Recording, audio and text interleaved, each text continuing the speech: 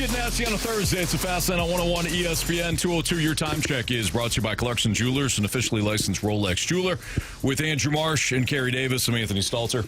Our guy, Jamie Rivers, we just got a text from his girlfriend, Ashley. He's doing well. Out of surgery? He's out of surgery. Look a little duped up on the meds. Yeah, probably feeling good. Sure. No, let me tell you something. I've had my fair share of surgeries. There's nothing better than that medicine, baby. Yeah. Doctor prescribed. Yeah, that medicine. Under the care of a physician. Yes. When they put you under and you wake up, you're like, oh yeah. But then that only lasts for a little while. Then the pain sets in. You're like, oh no. But that wake up. And go to sleep medicine. It's nice. Oh yeah.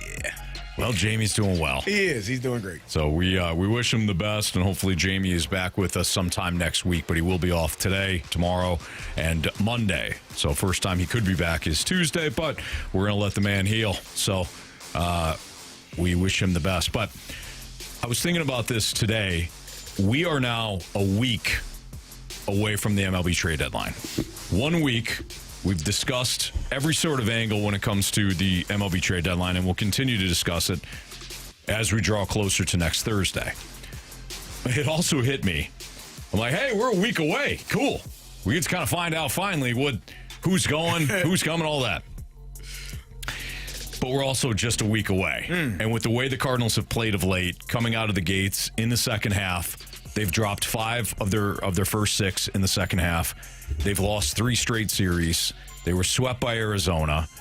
They dropped 2 of 3 to a Rockies team that is the worst team in baseball this season. The Rockies are now up to 26 whole wins because 2 of them came against you. The Cardinals are 9.5 games back of the Brewers in the NL Central, and while they're only 3.5 games out of a wild card spot, the arrow's trending back. Or down, I should say. Arrow's trending down. My question is the MLB trade deadline the last interesting thing about the 2025 Cardinals? Well, yes and no. I think that's interesting. And then September call-ups. Like, if you are sellers, which it seems as though you're trending in that direction, September call-ups should be interesting to see which players you get to get a preview of for the 26th season. Like, you want to know what this team is going to look like going forward, but yeah, I mean, the trade deadline is approaching fast, and I think the Cardinals have pretty much set themselves in the direction that they're going to be going. As you said, lost 3 series in a row. Terrible series loss to the Colorado Rockies. You never think, like, as a professional athlete, we never give up, right? But there's like you feel like maybe sometimes the team starts to let the rope go. And you're climbing up that rope, and your hands are burning, your arms and biceps and triceps are tired. And then at some point, you're like, oh, man, that's so far away. Okay. We're still on the ground? You just like, What the hell? You feel like you got to let the rope go. Yeah. You shouldn't ever let it go. But I don't know. It seemed like that series loss. Like, I was looking at the text line yesterday, and I think you mentioned it, that you felt that the Diamondback sweep was the nail in the coffin. And a lot of people were saying, no, it's the Rockies.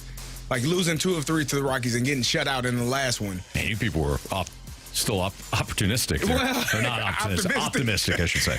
Optimistic. The Cardinals weren't very opportunistic. No, they weren't. They didn't take advantage of the fact they're playing the worst team in baseball. No, not at all. So I think that series just did it for people because, as you said, that's the worst team in baseball.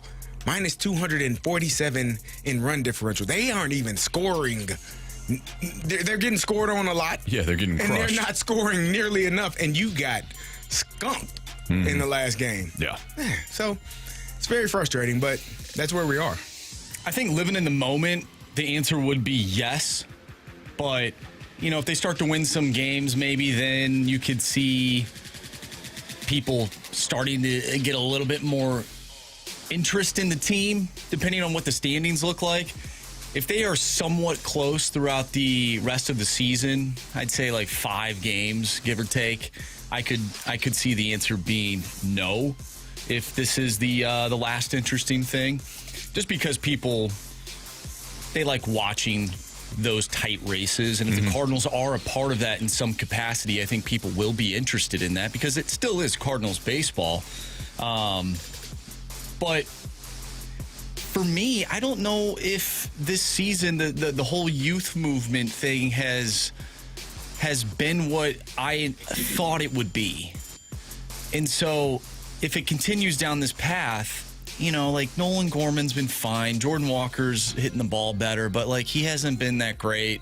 Mm-hmm. Like I really don't care. So right now I would say yes. This is the last interesting thing because I don't know how invested I am in this team based on what I've seen the past couple of weeks. I'll tell you what, they were on the screen yesterday following the Eric Fedde news, and I barely looked up. There was no draw. It feels like this season is just spiraling into the ditch. We're already in the ditch. The appetite for, I mean, everything that we saw in May. Like, oh, this team could surprise. This team is playing hard. This team has really good fundamentals. They're playing good defense. They're doing some of the small ball things that we keep talking about. All of that went away. Definitely in July. It started to go away in June too. And when you hear or watch some of the reactions to the losing, you just get a sense of like, okay, this is kind of what we thought it was going to be. To Marsh's point, coming into the year, it was about youth movement. It was going to be about getting players those runway, and we'll see what happens. That we're still there, but it feels a hell of a lot worse because May was so good. I don't even know if the youth movement was it was kind of a youth movement-ish. Right. Yeah, they brought back like the same team. Yeah. So I think to your point where you're saying that the youth movement, I wasn't really moved by it because I think in certain aspects there wasn't that much of it. Like they thought that they were going to go in that direction, and then they started winning. They was like, oh crap. Yeah. We can win the division. They should have called it a Gorman and Walker movement because those are the two guys you needed questions to be answered on. Correct. Right. And I haven't gotten any answers to. Oh, maybe I have. One of them. Yeah. I don't know because I think, well, maybe they are who they are. I think Gorman is, he hits in spurts. And when he hits the ball really well. And then Jordan Walker, the only reason why I hold on to hope for Jordan Walker is because I saw it an entire rookie season. And if you can do that as a rookie, I have to believe that you can continue to grow and progress and become better. And he's had spurts here and there where before he hurt his wrist, he was hitting the ball really well. Now he's back from a AA and he's hitting the ball really well. He's getting those opportunities, but I think it's all about the opportunities. So for me, Jordan Walker is still yet to be seen. It's still unknown, undetermined. Nolan Gorman, I think he's going to be a guy that hits the ball really hard for 2 to 3 weeks at a time, and then he's going to go really cold, and that's what you just have to deal with. Yeah. It is what it is. I think we know who Gorman is. And he still might hit 25, 30 home runs if he plays every day. Yeah. So. Oh, we keep saying that. When is he going to do it? He's always injured. But what did Carey just say? Well, yeah, there's that too. That too. The back injury. So, and that's another aspect. We had a back injury coming out of the All-Star break. That's that's crazy. That's another aspect of it that I feel like the Cardinals have continued to lack on is guys that are often injured, they normally don't get better. Like as you get older and as you play more games, more wear and tear, your body tends to degenerate even more and get worse than it was when you first started. So guys like Nolan Gorman, Tyler O'Neill, Lars Nootbaar, Dylan Carlson, like these are guys that have had a track record of often being injured, and the Cardinals just, we're going to wait it out. We're going to wait it out.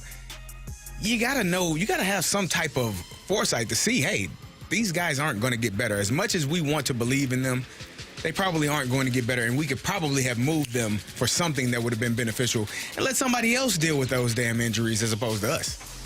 And here's the thing about those types of players. They are solid players, but you can't rely on them.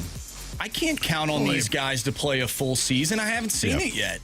But have we talked up Gorman too much, though? I mean, have the expectations become too much? I mean, if a player, if this is who he is, at what point is it our fault for just, hey, well, we got to see what Gorman is. We got to see what Gorman is, or we got to trade him. This is who he is. Well, I think it's because how long does it last where we say he was a top prospect? We got to see more. Well, I think it's because we keep saying he can hit like 30 to 40 home runs a season based on his build and his swing and all that stuff. But he can't put together the type of season to actually do that. Right. Yeah, you're right. He's injury prone. Yeah. If he were to stay completely healthy, I still think the power is going to be there, but so are the strikeouts. Are you going to put up with it or not? What sort of team are you building? What's your identity? These are all things that the new front office that's taking over absolutely needs to figure out, if they haven't done so already. By the way, I think I saw a couple of people ask about this. Jamie had surgery, the Croatia incident where, he literally died and they had to revive him, stitch him back up. Yeah. The organs and things like that need to be situated again. Needs to be there. I guess they're going to do a lining as well, kind of like when you get a hernia. They're going to rebuild some mesh lining. Yeah. Inside the ribs, right? Is that how that works? I guess. I don't know. Jamie has some pictures. I'm sure he's a sicko and asked him to take pictures. I'm sure he did too. So you can look at him. Yeah. Probably had the video. Yeah. He's Probably a bring the sicko. video in. He probably will. Yeah. All right, it's Fast Lane on 101 ESPN. Jordan Walker might be one of those things. We just had the discussion about is the deadline kind of the last interesting thing about the 2025 Cardinals. Not if Jordan Walker keeps hitting. We'll talk about it next on 101 ESPN.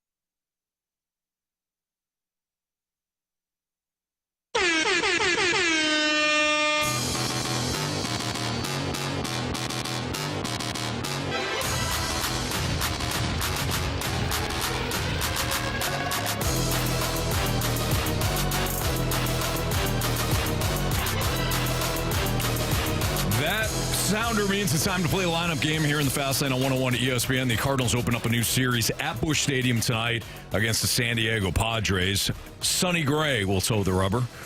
He'll oppose Yu Darvish tonight. 6:45 first pitch. We've got a lineup, which means it's time to play the lineup game. So CD, Yu Darvish, right-hander on the hill. This is a given. Show us Brendan Donovan. Look at that guy. Vibrant, handsome, hair. Ivan Herrera? Sure. Show us Ivan Herrera. Oh, Yvonne? That's a French-ass name, Yvonne. Yeah, my little croissant. Little cheese on my croissant. Alec Burleson? Yes. Show us Alec Burleson. I thought I told you I'm a star. You're already acting like you're a star, and we haven't even opened yet. What leg do you think he either fouls off or gets hit tonight? Oh, come on. Think he's going to happen again? I mean, he fouled the pitch off his front leg the other night, then got hit in the back leg or his foot. No? Hopefully none. Okay, good. Yeah. All right. Wilson Contreras. Yeah. Show us Wilson Contreras. You don't know how to play first base. It's not that hard. Tell him, Wash. It's incredibly hard. Hey, anything worth doing is. This has been Nowlin. I think it's swollen Nowlin. Go for it. Show us Nolan Arenado. A lot of people think you get in your mid-30s and your career's over, but like I always say, until they stop scouting, I ain't going to stop playing. Mason Wynn. Sure. Show us Mason Wynn. Duncan! Bring me that Jordan Walker? Yeah. Nah, okay. Show us Jordan Walker. Die for every ball. It's boring otherwise, plus it looks harder. The most important play in right field is what I like to call the janitor throw. Guaranteed out every time. I call it the janitor throw because it cleans up that are trying to take an extra base on you. Pajes. Sure. Show us Pedro Pajes. Smithies, throw this at him. You're out! Maybe. Victor Scott II. Let's do it. Show us Victor Scott II. Run, run, run as fast as you can. You can't catch me. I'm the gingerbread man. Well done. That was job. easy. Good job, That was guys. a layup. Yeah. Now, lineup is been pretty good, stagnant. We know what it's going to be. Need some pitching, Anthony, Yeah, we do. which you always talk about. Carey, what? He scored 0 runs yesterday. That happens. Yeah, he's talking big picture. In general. He's talking big picture. Yeah. They didn't score any runs, though, in Colorado versus a team that had 25 wins at that point. Yeah, but their arrow's pointing up. Colorado's? Yeah, oh yeah. Yeah, they play the Cardinals. Broncos made the playoffs last year. I think they're going Oh, you mean the entire state? No, I'm talking about the Broncos. Oh, you mean Denver Broncos? Yeah, the Denver, Pointing the Colorado arrow. Broncos. Pointing Point up. Okay. All right. Carey, Ollie Marmol said, worst game we've played all year. That was in reference to yesterday's 6-0 loss to It the happens. Colorado Rockies. It happens. It shouldn't, but it does. It should never happen. Marshy? All right, yeah. Dartho 007 goes, lineup sucks. Sorry, Marsh. Go ahead. All right, leading off, second baseman Brendan Donovan. Batting second, your DH, Ivan Herrera. Batting third in left field, Alec Burleson. Your cleanup hitter, first baseman, Wilson Contreras. Batting fifth, playing third base, Nolan Arenado. Batting sixth, the shortstop, Mason Wynn. Batting seventh in right field is Jordan Walker. Batting eighth and catching, Pedro Pajes. And batting ninth in center field, Victor Scott II.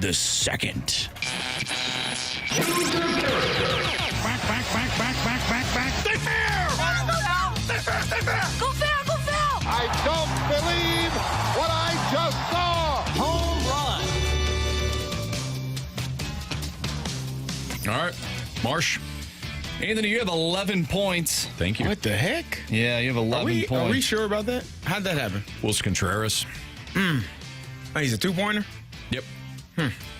Carey, you have 13 points. Nice work. Jamie, who did text us saying he is listening, he is in the lead with 20. And I have 6. I'm in last place. Not for long, though. Sure. Not for long. All right. So, who should we give our guy, Jamie? I think he's a Burley fan. Yeah, he does is. like Alec Burleson. He does does. like Wilson Contreras. Should we give him Wilson? It's been hot lately. I mean, sure. Okay. Jamie's taking Wilson Contreras. You only did that because he's a 2-pointer and not a 3-pointer. No, I did that because... And he just texted in and said Contreras. Oh, really? Okay. Oh, there you go. Good timing. You're welcome, Jamie. Yeah. You know what? Give me Ivan Herrera. Give me a 3-home run game. Darn it. Is that who you wanted, Anthony? Yes, that's who I wanted. Sorry. All right, why don't we go with... I'll go with Victor Scott. Oh, last time he hit a home run, he's due. I'm going to go with the guy who has 3 home runs against Yu Darvish. He's batting .391 and 23 at-bats. Give me Nolan Arenado. Nice. Nolan. All right. Snake Pit is active as always. That is our Airlines team YouTube chat, affectionately known as the Snake Pit. Kind of an interesting comment here from 80s Guru. So the lineup game isn't changing much, so it's safe to assume that this is the core moving forward. Time to thin the bench and get new up-and-comers experience. Do you think that this is the core? It's kind of hard to tell with Gorman and Newt on the IL, specifically Newt. Yeah, I think it is. I think if you were able to move Nolan Arenado at some point, that would assist with having your core for the future in place. But this is who you got. I don't think that there's going to be much shakeup. Maybe you get some help from the minors and JJ Wetherholt whenever he comes up. I don't know that anyone else is coming to save you. I don't think you're going to get anything at the trade deadline. If they do move on from some of those expiring contracts, I would assume that they're trying to get back pitching as opposed to position players, because the position players are pretty much, you got too many spots for not enough, too many players for not enough spots. So I would assume that it would be pitching coming back. But yeah, I think this lineup is what you got. What you see is what you get. Get what you get and don't have a fit, Anthony. That's what you tell the kids. I don't like that at all. Well, what would you like? Pitching. Okay, so the lineup doesn't move. No, I'm fine with it. Okay. Well, you said you didn't like it. No, I was reading the text. Somebody said this lineup sucks. Well, do you think this lineup is constructed with complementary players, and that's it? Like solid complementary players that would fit in on another team, like a team that's pushing for the postseason, a perennial contender? This is a good question. I think to go along with what you just asked from Tim's Toothless Wonder. Yeah. Yep. How many starting players for the Cardinals would be starting players on other teams? That's a good question. I think that's essentially what you're saying, if I'm not mistaken. Like, how many of these guys would actually be starters Elsewhere? Yeah. I think Donovan starts for the majority of the teams. I think Herrera's bat is in somewhere in the majority of the teams. Contreras for sure. I think Burleson probably starts for half, maybe less than half, a third. Are we talking about all teams in Major League Baseball or the teams that have a chance to win a World Series? I would take it as, I don't know if we have any player that would start for all teams in baseball. Well, let's like the Dodgers, for example. Who would start? Most guys would not start on the Dodgers, but we're also using the extreme. I think Brendan Donovan would. I think Donovan's better than Tommy Edman. This season, he has been, for sure. Mason Wynn would start for the Dodgers. They need shortstop help? Well, if Mookie Betts is out of the lineup. I mean, you could move guys around. I mean, some of the outfielders, maybe. I don't know. If you didn't have to move anyone, like just in the position that they're in right now, like, so I'll give you an extreme example. Barry Bonds. He started for every team in the major leagues. It doesn't matter who the hell you got there in front of him. And that's an extreme example, right? That's one of the greatest hitters, if not the greatest hitter to ever play the game. But you can go from there. Like Mookie Betts, you just mentioned.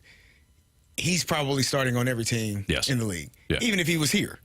Oh, God, yeah. You're starting him. Yeah. Not moving him around, you're moving someone else around. I mean, you could put him in the outfield just fine and leave Mason Wynn at short. Okay. He just played the outfield, so. Yeah. Like, I'm not benching Mason Wynn. You're not going to bench him. But if you had to put him at third base and Mookie felt more comfortable at short. Yeah, sure. Moving on, right. There you go. So, how many of those guys do we have on this roster?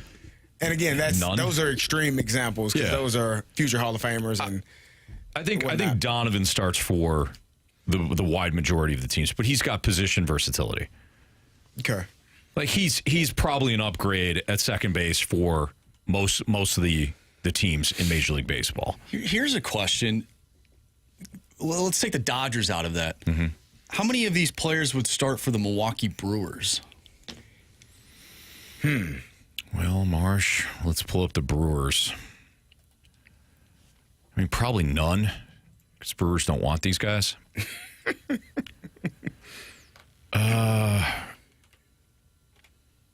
Yeah, I don't know.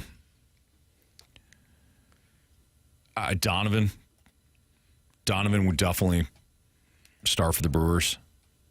So we got one player, because that's the only name that we continue to go back to. Mason Wynn would probably start for the Brewers. Because, I mean, William Contreras is their catcher. Rhys Hoskins is their first baseman. I mean, given the contract situation, they probably take Hoskins over Wilson Contreras, but now we're kind of in the weeds a little bit. Mm-hmm. I would say Mason Wynn, Brendan Donovan. You probably get Herrera's bat in the lineup somewhere, right? So yeah, you good? You guys good with that? I'm not good with anything with this team, Anthony. Okay. They're really disappointing right now. All right, he's frustrated. I mean, guys, I'm not here to lift you up. Maybe Arenado starts at third base for them. Okay. So, all right, good. This is nice. Everybody feel good now that we played this game? Feel worse. Okay. All right. It's Fastlane on 101 ESPN. We were going to do we were going to have the conversation about Jordan Walker before the lineup game came out. So we'll talk about Walker now. He's hitting well. What does the second half look like to erase? What does he have to do in the second half to kind of change the narrative surrounding him right now? That's next on 101 ESPN.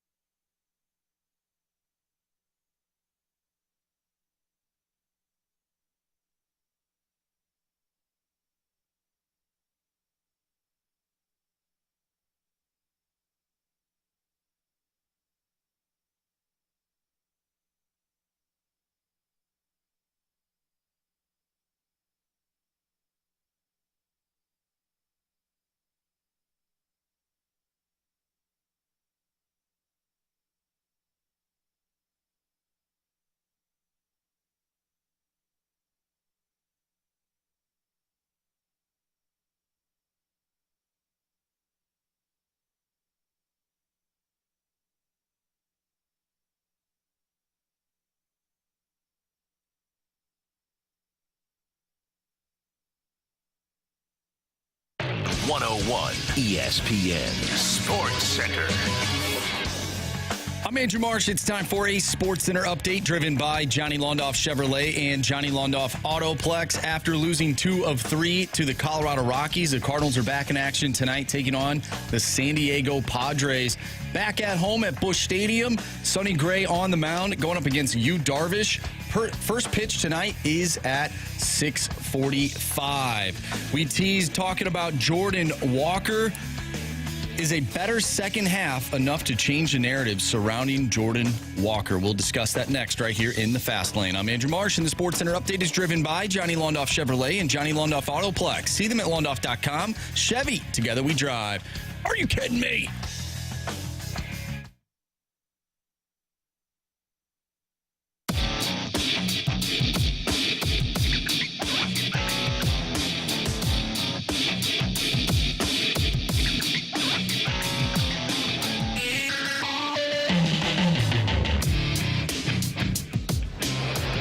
Walker lines this ball left center field, and Moniak's going to have to play it off the wall on a couple of hops. It's going to be a 2-out double for big Jordan Walker. That was the Rockies TV broadcast as Jordan Walker had himself a nice series. Had himself a real nice series against Colorado. Our guy BK at BK Sports Talk had some numbers on Jordan Walker. So this is Jordan Walker since his return from the IL. And all these statistics are via StatCast. 333 batting average, Carey. He had a 244 expected batting average, 500 slug, 425 expected slug. Then you get into the bat speed. 93.7 average, exit velocity, 76.7 miles per hour on that bat speed, Carey. 6-degree attack angle, 7-degree attack direction, says BK. 31-degree swing path tilt, 58% ideal attack angle.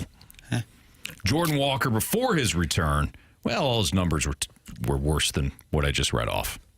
At BK Sports Talk is where you can see all the numbers. Well, any questions? Attack what? Yeah, he's attacking the ball from the ideal angle. I don't know why this is so hard to understand. Swing path, all that. All good right now for Jay Walker. If you say so. You know what shows me that it's good? He's hitting the damn ball. All that other stuff? Yeah. I don't know. And I mean, I'm sure BK did a great job of figuring that out and you know, the egg, all of that stuff. Mm-hmm. Don't know what any of it means. The only thing I give a damn about, Anthony, bat hit ball. Hit ball hard. Well, they have a statistic for that, Carey. That's it. Caveman. Bat hit ball hit hard. That's all I care about. I don't care about anything else. Yeah. You hit it hard enough, people get out of the way. It gets through the infield. You hit it hard enough, it goes in gaps or over fences in the outfield. Well, Carey, that's his BHBBHH percentage. What the hell is that? Well, that's bat hit ball hit, or I don't know what you said. Bat hit ball. Yeah. Ball hit hard. Yeah, that's it. The percentage. That's all that matters. The BHBBHH. That's all I care about.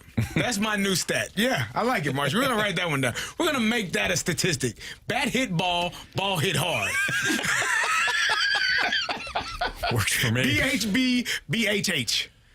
Statistic. I'm fine with it. Now, Marsh, you also you had a comment regarding these statistics and whether or not people like them. Do you want to share? Yeah, I just, I think those type of, and actually this plays well because we got a text from the 816 saying I'm going to fall asleep. I think, and this is no slight towards BK. No. He does a great job. If you like the numbers, you like the numbers. Absolutely, and there are people out there that do like those numbers. One of them is not Carey. I'm also one of those people. I think those types of numbers, when you bring them up to the casual baseball fan, like that stuff, like turns them off. Yeah. Like what? No one cares about that. If you're the casual, if you're just a fan, like I love baseball. I do not care to dive into all that stuff. I'm more of a, like Carey said, a BHB HH guy. Like, can you hit the ball? Can you get on base? And hit it hard. Do my eyes tell me that you are a good baseball player? Because if you don't hit the ball, you ain't good. That's pretty simple. So that stuff turns people off. That's what it ultimately does. Well, some people, yeah. I mean, born to catch 16 said, "Why would you not want to understand the why?" I think some people do. I think some people want to know what they're looking at. Is it sustainable or not? Full disclosure. Some people don't. I didn't understand angles and all of that when I was in high school in math. I don't want to say that, but there's a class where I was in math and I'd just fall asleep on the desk behind me. Geometry? Probably. Actually, geometry is the angles, right? Yeah. I'm okay with that because I relate that to pool, like playing shooting pool. Oh, okay. Like I can understand angle. I don't know the percentages, but I know if you hit it this angle, it's going to go that angle, and the ball can go in. That's all. Okay, so maybe I do, but I don't understand that as a 30% angle. Yeah. That's what I know do with mini golf. 90-degree angle. It's a right angle, I think. I don't know, man. Carey, you look like an isosceles triangle. Yeah. That's where all sides aren't the same. We got a text message. Yeah. We actually got a few. From the 314, all those stats you just read on Jordan Walker are the reason why people don't watch baseball anymore.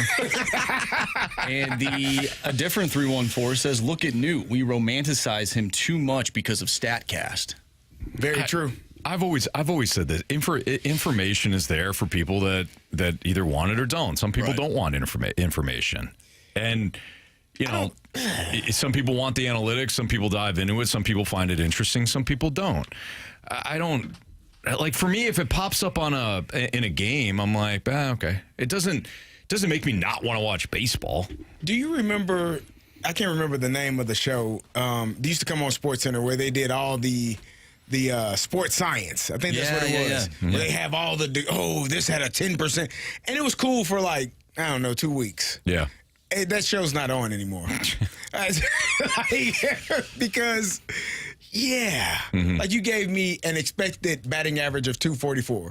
I don't care what the expected is if the actual is what I'm getting. Stats. I've expected a lot of things in life, Anthony. Only things that matter are the things that I've gotten.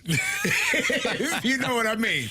Like, I can expect some things in life Jamie understands. You understand, too. I have had expectations. Sometimes I've met those expectations. Sometimes I have not. But the only ones that matter are the ones that I have actually met. Yeah. The others, nobody cares about. All right, let me attack this a different way though, right? Because I'm Switzerland in all this. When you're trying to lose weight, right? When you're working out to either try to lose weight or build muscle, you do have to have an idea of how many calories you're ingesting, how much you're working out, your macros, things like that. Because it scientifically matters. It matters, right? How many calories in, calories out. You're trying to lose weight. You're trying to figure that out. Are you interested in that when you got a goal in mind? Yeah, I'm keeping track of how many calories I'm intaking and how many calories I'm burning. It's a deficit. It's just information. Do you care about how many macros and micros and calories that I take in? No. If I have all the statistics for you, do you care about it, or do you just want to know? Do you just look at me and you say, "Hey, dude, you look good. It looks like you lost a lot of weight." Okay. That is, man, you build a lot of muscle. I can tell. You know what? That is spot on. I care if I want to lose weight, though. You care about you. I want to know. But nobody's going to ask you, man, how many macros, what's your sodium intake like? What are you doing in terms of, maybe they ask about your workout because I can figure, but I don't need to know. CD, you look great. What are you doing? Well, here's what I'm doing. Listen, I take information. I do about 2,300 grams of sodium. I'm taking, I do all of these different, you're going to be like, okay, you going to write all that down, Anthony? I mean, if I'm serious about it. No, you're not. I understand what you're saying, and you only care about yourself, but that's also my point. If you care about the statistics, you dive into them. That is something you want to follow. If Jordan Walker now is, since he came back from the IL, let's just use this example. Since he's back from the IL, BK loves the numbers. He dives into them, and he wants to have some sort of reason as to why. Now, he's sharing them on Twitter because maybe other people are interested in that as well. If you're not, then keep scrolling. Keep scrolling. Yeah. Right. I'm not knocking BK. I just don't give a damn about it. Mm-hmm. It's not mine. If somebody if like Bacon Wrap Wieners just said this is like people talking CrossFit. If there is something where somebody is like, hey, you have got to look at this. Okay, this is important stuff. Now I'm with you guys.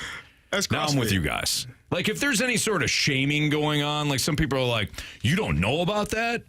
You don't know what's going on? Well, those are the people that I'd want to punch square in the face. And I would like to say, according to our text line, which I didn't know, apparently the sports science guy died, which is why they no longer have the show. R.I.P. R.I.P. I didn't Sports science know. guy. I didn't know.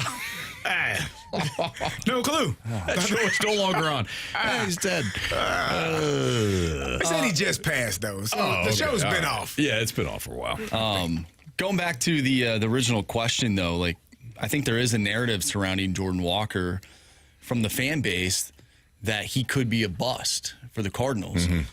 If he does show signs of improvement in this second half, and for those out there, however they want to judge, if it's based on his, the miles per hour off his bat, but his average isn't there, well, then okay, maybe that's for them. But if it is from the things that I'm seeing, like home runs, doubles, he's producing, he's getting on base, he's not hitting ground balls to the shortstop every single time. I don't care how hard they are. That's just how I see it. An out's an out.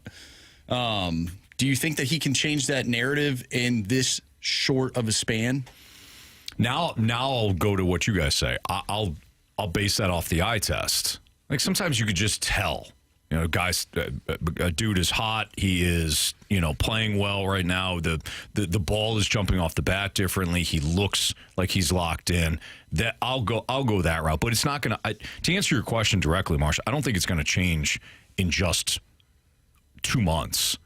He's going to have to do this over the course of a full season and more. Baseball is a marathon sport. Mm-hmm. If you are a one-hit wonder, it doesn't do anything for you as an organization, especially if you're a top prospect. Consistency in baseball is the key. You might have 2 bad months. In fact, most players have the equivalent of 2 bad months. Mm-hmm. What are you doing in the other 4? That's the important thing. And the last thing too about stats, I may not understand all this stuff, but I sure as hell want the Cardinals to. I want the Cardinals advanced scouts and everything to know that. All I care about, so for me as a former athlete, right? If somebody brought those numbers to me and said, "All right, your degree attack angle is at a 6, needed to be at a 7," man, what? I don't know. Like, sports are hard enough. And I compare baseball and hitting to golf because most of us play golf and most of us have listened to other people that play golf as well. Oh, you're not swinging through. You're not your hips aren't coming through. You're not doing this. You're not letting the club do it's so many different. You need to bend your knees. You need to move your feet. You need to spread your feet. You need to turn. It's so many different things before you hit a ball that is stationary that makes that game extremely hard. I can only imagine trying to have all of those things while hitting a ball that is coming at you 98 miles an hour with movement. It was here, and now it's not. And then that pitch that was 98, now it's 85, and it looked like the same pitch, except for the spin is not, and that changes. Mm-hmm. And we're in different elevations, so things look different. So how, for me, if I'm a player, I probably don't care about all of those stats. Tell me what I'm doing in order to hit the ball and hit the ball hard. Which I completely agree with. I think that's a different conversation. But I'm with you on that. I'm talking about analyzing a player, his value, whether or not that player should be traded, things like that. This guy's trending in the wrong direction. I want the Cardinals to know that. I want them to have a deep knowledge of the analytics and have some sort of predictive model. It's what all organizations do. But CD as a player, I think that's where great coaching comes in. Mm-hmm. Hey, we're going to take one thing and we're going to help you out here. And it's gonna lead to 3 other things. And when you get that, then we'll deal with some of the other stuff. To play off that from 314, the issue isn't the numbers or knowing the numbers. The issue is molding players into something they're not in order to meet those numbers. Yeah, I agree with that. Yeah, I do. I agree with that. I don't know if that's necessarily always happening with the Cardinals. Mm-hmm. Everything is on an individual basis, but I agree with that overall, overall idea. Mm-hmm. All right, it's Fastlane on 101 ESPN. What's trending is next.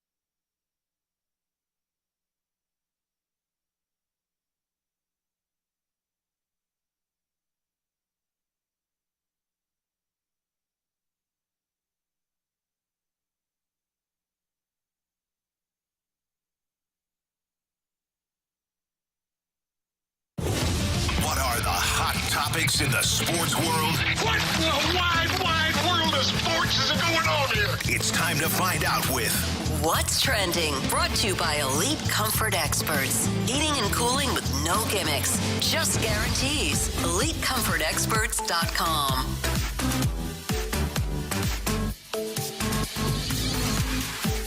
Welcome back to the Fast Lane here on 101 ESPN with Anthony Stalter and Carey Davis. I'm Andrew Marsh, and it's time for What's Trending.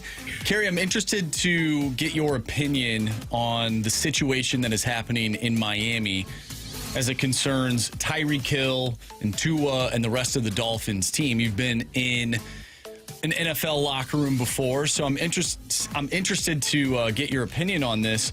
As we know, Tyreek Hill at the end of the year last season was like, I'm out. He wanted to leave Miami. Well, Tua was talking with the media, and I was actually shocked to hear him say this, but not overly surprised to a degree. He said, it's not just with me, it's with a lot of guys. I'm not the only one that heard that. You guys aren't the only people that heard that. A lot of people that follow football, that follow the Miami Dolphins, that follow Tyreek, that are fans of his, everyone has seen that. So when you say something like that, you don't just come back from that with, hey, my bad. You got to work that relationship up. You've got to build everything back up again. So it looks like they're trying to repair the relationship within that locker room. Has anything like that happened while you were in the locker room, and how would you approach this situation? I think it's much ado about nothing. I think Tyreek is Tyreek. Tua is the leader of that team. He's the quarterback. But he's not going to be so frustrated with Tyreek. He's not going to throw him the ball. Mm-hmm. Like, you can be mad. Yeah.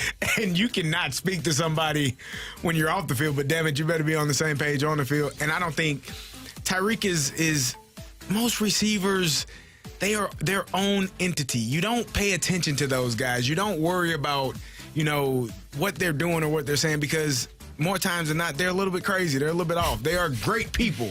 They're, but they are, I want the ball and I want it now type of guys. And that's because most of them are great playmakers and they do great things when they get the ball in their hands, and Tyreek is no exception to that. So I don't think it's a big deal. I don't think anybody in that locker room is like, man, Tyreek doesn't want to be here. Well, he's here now. Right. So how you felt 3 weeks ago and how you feel right now, you can change your mind. You might be tired of a situation. You might want to be traded. You might want to move on. You might be frustrated with management or coaching. And I'm sure he was frustrated as hell last year. You don't think Tyreek was sitting there like, damn it, Tua, stay healthy, so I don't have to have, who was the quarterback throwing him the damn ball? Tyrod, not Tyrod. No. Hey, he couldn't he had no targets for like 3 weeks. It was the old Ravens quarterback. Yeah. I can't remember his name. Tyrone Huntley. Yeah, Huntley. And you don't think Tyreek was going home every damn night? This MFer can't even stay healthy. Yeah.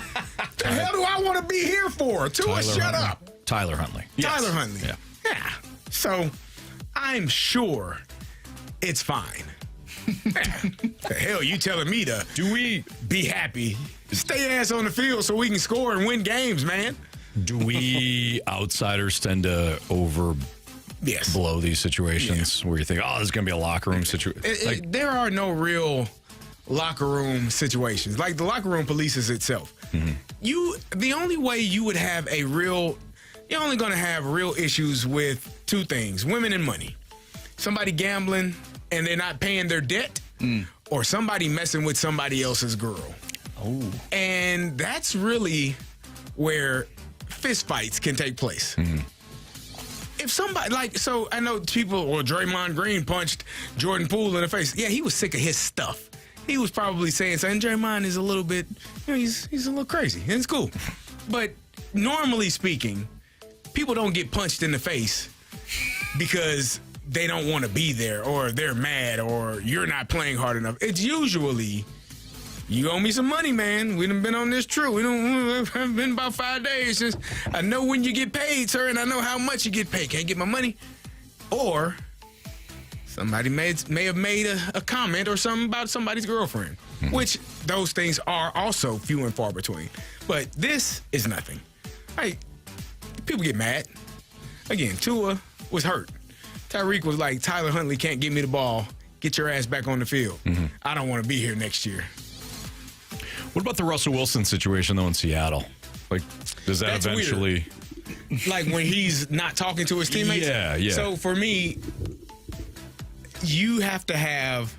Like, that needs to be called out in public amongst the other teammates. We had a situation like that in a stop where I was at, and one of the veterans called out a player saying, hey, you don't get to walk around here like we don't exist. Like, you are part of the team. We are all a part of the team. Get your together. Yeah. So, to me, that comes from, like, no one player is bigger than the team. Like, and it shouldn't be. Everybody should be on the same path, on the same, plane. We're all working. Obviously, what we get paid is vastly different depending on your position and how many years you've been in versus a rookie free agent or whatever the case may be. But we're all in this together, and we're all working together. Like, I was watching the quarterback series that you all forced me to watch, and I actually ended up liking it. You're welcome. I thought it was hilarious that Jamar Chase threw a cupcake in Joe Burrow's face. You know why? Because quarterbacks, generally speaking, are weirdos, and they're here, and everybody else is below them. But Jamar Chase is like, nah, this is my boy from college. I've known him when we were broke and didn't have anything. Well, they went to LSU. Sorry, they might not have been broke. Right. But they didn't have what they have now. And he threw a damn donut in his face. Like, those are really good teams because nobody is above the other. We're all on the same page, and I think that was an example of that. So, in the locker room, this is nothing. It's not a big deal. Do you see it becoming a distraction at all for the Miami Dolphins? Will that affect their on-field play, or will the weather in late December do that? Probably the weather in late December. Tua is not going to be like, well, this guy doesn't want to be here. I'm not going to throw this go route to him. He's going to be like, Tyreek, you open, you're getting the ball. He needs to make up for his mistakes. Shut up. Get your ass healthy and play every damn game, and then I'll listen to you, sir. What the hell we talking about? It's the Fast Line on 101 ESPN. Carey Davis, Andrew Marsh, Anthony Stalter. All right, Jamie Rivers hopefully will be back next week. Has Mizzou football been successful under Eli Drinkwitz? Eli Drinkwitz just received a contract extension. It's going to run through 2029. Smart move. We'll kind of recap some of the things that have gone on here at Mizzou and whether or not they're heading in the right direction or not. That's next on 101 ESPN.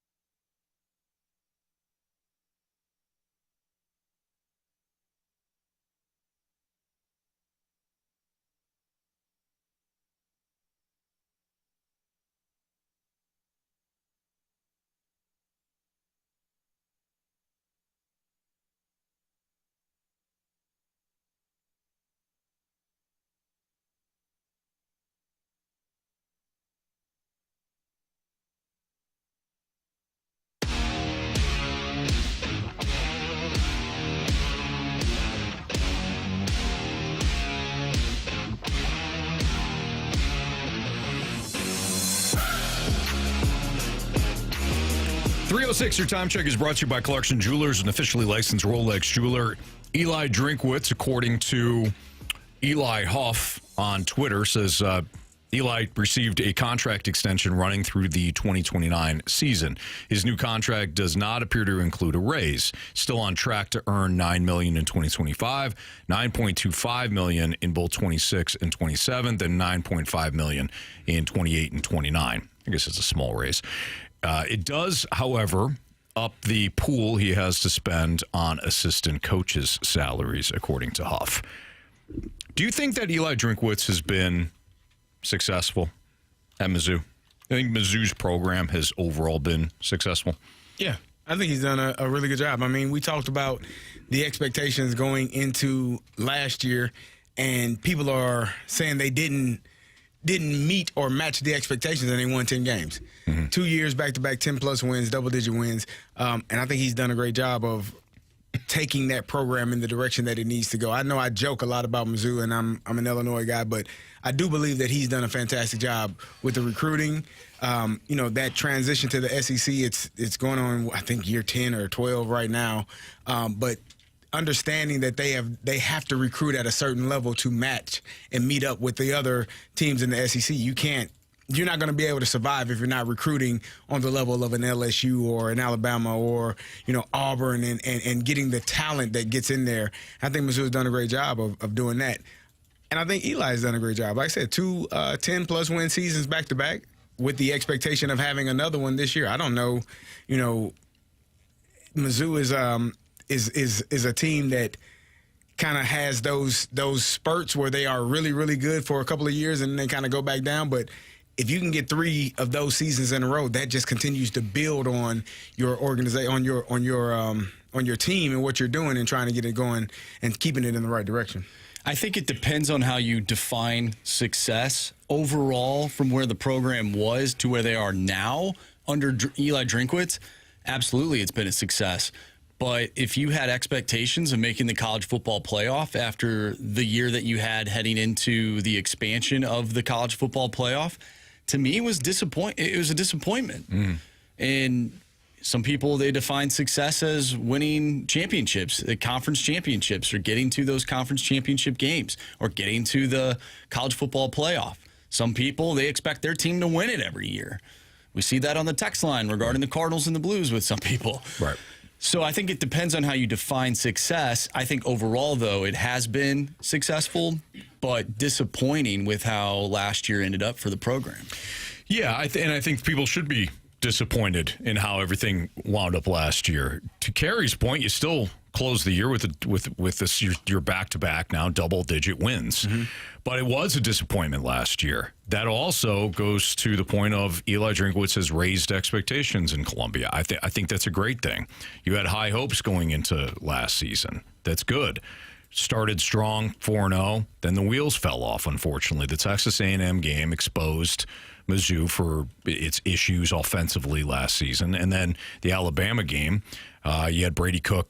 He was hurt in the first half against Alabama, stumbled the following week against South Carolina, blowing a late lead. But I think you circle the Texas A&M loss as the one that really things started to fall apart. But overall, he's 38-24 across 5 seasons in the SEC, consecutive double-digit wins now, so winning seasons, and the home record. I think he's 27-7 at home. So he's been great there. The recruiting he's retained some top in-state talents and has had some good success in the portal as well. They've had 4 bowl games in a row. I mean, I know bowl games aren't the standard or the thing that people look at, but it does denote a winning season. Like, you've had at least 6 wins. You had a winning season going into that bowl game, and so I think continuing to build on that. Last year was a frustrating season for a lot of Mizzou fans because the expectations were college football playoffs, and you had that opportunity. If you win that game in South Carolina, you probably do make the college football playoffs. It's just because now you're a 2-loss team, both of those losses on the road to top 25 teams. But when you go to South Carolina and lose that game with how everybody was seated at that point, that kicks you out of the opportunity to playoff race. So, it's a couple of games here or there that make or break a season, and maybe this year they can get over that hump and get themselves into a college football spot. Well, that is a good point, though, right? That's where the line of demarcation is, I think, for Mizzou right now. Their big game struggles on the road. That's the issue. The blowout losses where they look overmatched, and there are a few of them each year. A&M last year and Alabama. Now, Alabama you could throw out, I guess, to some degree because, again, Brady Cook got hurt. But it didn't look good. Like, even leading up to it, I don't even know if they hit midfield. The Auburn game, that's the game Cook got hurt in, correct?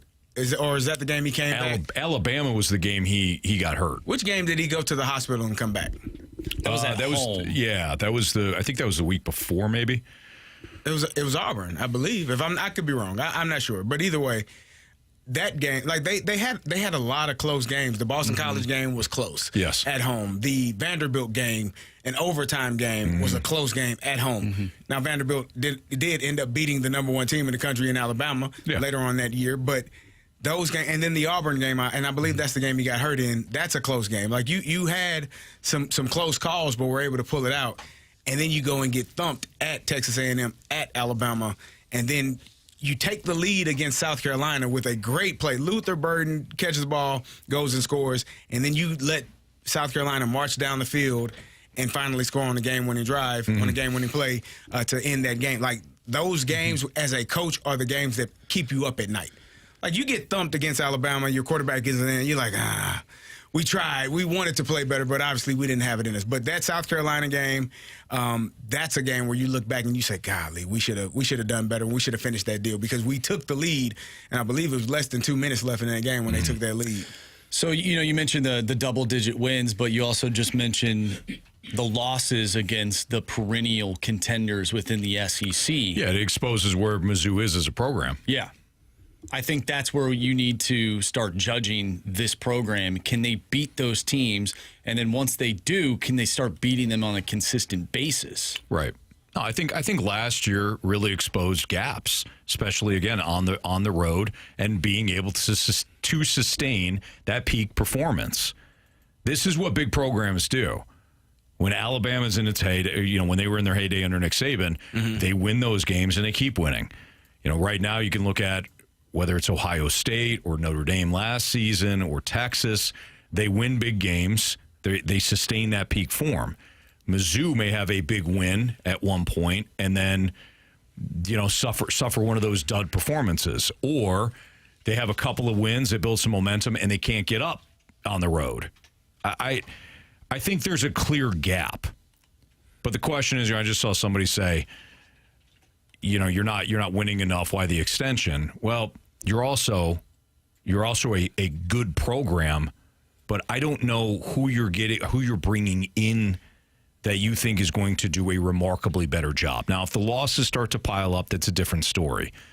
But you got to kind of keep this in perspective too. The thing that it's hard. I think it's hard for people on the outside to understand. I understand this because I went to Illinois. Like a good year for last year was an outstanding year. Like Iowa is a team that year after year they're going to win 8 games and then they're going to pop out an 11-12 win season and be in the Big Ten championship and now be vying for the college football playoffs. There are teams and programs that are in the Iowa range, and I think Iowa and Mizzou would probably be similar. Then in the Illinois range, where you have to work your way up to get into the Alabama, the Michigans, the Ohio States, like the perennial, because the difference between those programs and the other ones, they're always getting the 5-star recruits. They're always, and if you get the best talent and you have some of the best coaches, you're probably going to win more games consistently, year after year after year. So your goal as a Mizzou or an Illinois or an Iowa is to continue to win. Correct. To get those top tier recruits, send those guys to the NFL, continue to build your brand and know that young players are looking at it like, oh man, that tight end went to Ioa. Right. I'm a tight end. I'm going to Iowa too. Like George Kittle. Be known for whatever it is that you do, you send guys to the pros, but you're also winning. That's when younger players are looking at your program and saying, that's where I need to be. And that's another way to define success about how many players that you bring into your program that go to the NFL. You might not win the national championship, but if players are looking at your school and know that, Mizzou, they pump out NFL guys, then maybe you start getting those guys and then you do have that success. It's all important. It is. It's all important when it comes to recruiting. All right, it's Fast Lane on 101 ESPN. How should the Cardinals approach JJ Wetherholt's ascension to the big leagues? It's next on 101 ESPN.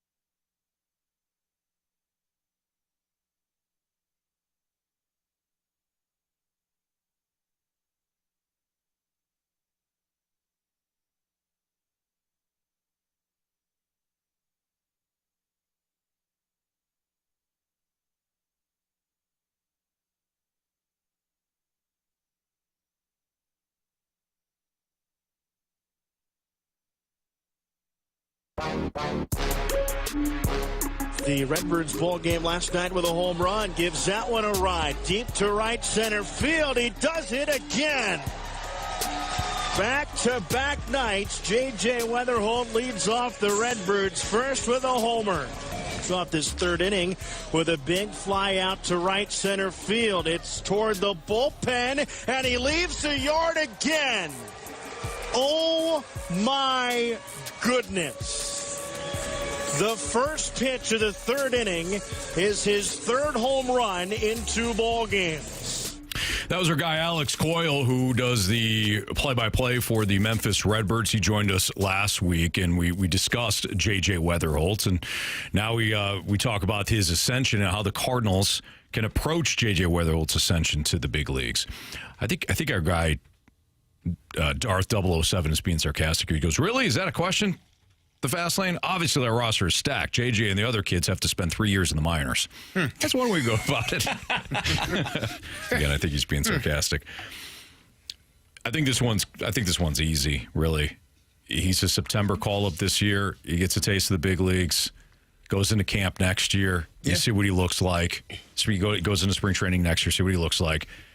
If it's clear that he needs to be at the big league level, I still think it'll be clear in spring, and you roll with it. I agree. I know that Jordan Walker had something similar, although Jordan Walker skipped all of AAA initially. Mm-hmm. So there's a difference there. Be like Mason Wynn when Mason Wynn came up. Exactly. Yep. I think that's kind of the clear path. Things happen, Mox, but that to me, cup of coffee end of the year, spring training. If he's good to go in spring training next year, then you keep on the roster. Do you think there's a chance that they don't bring him up because they want more at-bats given to, let's say, like a Nolan Gorman, just to see what maybe he could do heading into the offseason? You know, you have another month of at-bats for Nolan Gorman at second base. He hates it. If JJ Wetherholt continues to tear up AAA, then there's no excuse not to bring him up for September call-ups. I agree. Yeah. I don't think you need to bring him up now. I don't think there's any reason for that. I don't think there's a rush to bring him up now either. I think September is fine unless you do something crazy at the trade deadline and move on from some players other than, pitchers, some position players, and you have some openings available. September is fine. And like you said, you get a cup of coffee, you get to see what he's like. He gets to see what it's like, and going into spring, you're hungry, you're excited, you're ready to go. And this notion, like for me, I want the best players playing. I don't give a damn how old they are. I don't care where they're playing. If you're better than the man that is playing the same position to you, then you should be playing. And I feel like that's the case for I don't care how much money. If it's that clear, that player should be playing. Right. And so hopefully, he does get that opportunity in September. And when he comes back in the spring for next year, if he's hitting, playing well, I mean, who wouldn't love to see him and Mason Wynn up the middle playing second and shortstop for the next 8 to 10 years? Like you're starting to build that core for fans to be like, okay, I know these guys are going to be around for a long time, and I'm excited about this duo. That's what gets fans excited and gets them back into the ballpark. That and obviously winning games. Do you think he is the next superstar for the Cardinals, one that we've all been clamoring for? Because if you look at Keith Law and his latest... Why are we always doing this with superstars? Because we always bring that up. The Cardinals need a superstar. They need good players. I don't know if he's... Preferably pitchers. Superstars, to me, are guys that hit home runs and drive in a lot of runs. I don't think you can be... Derek Jeter is a superstar, so maybe, but he had 3,000 hits. Plus, he played for the Yankees. He played for the Yankees. But guys that, in my opinion, are considered superstars are guys that throw the ball hard and strike people out, and guys that hit home runs and drive in a lot of runs. And there's the rare player that is a defensive superstar. Ozzie Smith was a superstar, but not because he drove in a lot of runs, but because he played defense like no other. Yeah. So, I don't know. All right, what if... you disagree? What do you think? What are your thoughts? Well, you got one. I always say this with superstars. Like I think it's as much... There's got to be a little personality to it, too. There's a little... He's got personality? Well, no, I'm not talking about anybody specific. I'm just talking about, like, overall superstars. There's a viral element to them. Viral? They get sick? No, I mean like viral internally? No. I mean like viral from a social media standpoint. Oh, like viral sensation. Exactly. Like there's just something. People want to click on it. People just, they're drawn. Like Caitlin Clark is becoming a superstar. If she's, I guess she's already is. She's already a superstar. There's a viral element to her. Is she the best player in the WNBA? No. But people want to go watch her. She's a really good player. People want to watch her. People are drawn to her. That's, to me, it's superstar. You have to have that element. Okay, so what if JJ Wetherholt were to, up until this point, let's say he's in the majors, would you consider this player to be a superstar? 21 home runs, 56 RBI, 4.1 WAR, batting .294. Would you like that? Are you asking me if that player is a superstar? Yeah. Do people want to see that player? You do. Do people want to? Are they attracted to that player? Like do they pay money to go see that player? Absolutely. And that's just the numbers this season? Up until this point. Up until this point, this season. Yeah. I don't know. There's still a lot of information here that I'm not gathering. Well, that's Jose Ramirez. I think Jose Ramirez is an excellent player. I don't know if he's a superstar, though. Well, that's because he plays in Cleveland. Yeah, I don't know that matters. Okay, let's forget the. I don't know that Jose Ramirez is. I don't think he's a superstar. Either. He's kind of he's just a really damn good baseball player. He's an understated player. You know? Okay. Like Shohei's a superstar. I don't know. We're not going to get a Shohei Ohtani. You keep bringing it back to the Cardinals. I'm just trying to define what I think a superstar is. That's fair. I'm thinking of like baseball superstar. Shohei. Yeah. Barry Bonds, Ken Griffey, Pedro Martinez, Roger Clemens, Nolan Ryan. Arenado? Maybe at one point. That to me, you know, like when we were growing up, those are the players that you had on posters on your wall. Yeah. Bonds, Griffey, Canseco, McGuire. Was Yachty a superstar? I think he was a St. Louis Cardinal superstar. Yeah. Agreed. I think, to Anthony's point, superstars are what people, when that show goes on the road, people are like, Albert Pujols. That's a superstar. For sure. People are like, he's only going to be here for 3 games. I got to go see him. And those, to me, are superstars. Guys that people want to see when they come to your town, and it's like must-see TV because I don't get to see this player every single night. I want to go watch him. And so, to me, is what you would consider a superstar. And again, it doesn't have to be, like, I think there are exceptions, but normally those guys are guys that hit the ball really hard and hit it really far. It's a larger-than-life component. Correct. Albert Pujols had a larger-than-life component. Like, you wanted to go to the ballpark to see him. I have to, or the Cardinals are in town. I got to see Albert Pujols play. Remember when Shohei came 2 years ago? I went to the game. What did you? I got to see it. I specifically wanted to watch him pitch. When Cleveland came to town, were you? I got to see Jose Ramirez. No, but he's a guy that I'd like to have on my MLB The Show Diamond Dynasty team. There's no question. No question. What about Francisco Lindor? Superstar or no? I would say star. I don't think he's a superstar. Okay. Like, I am holding superstar in a much higher category than. Does money, the amount of money you make, have anything to do with that? Not really. No. Okay.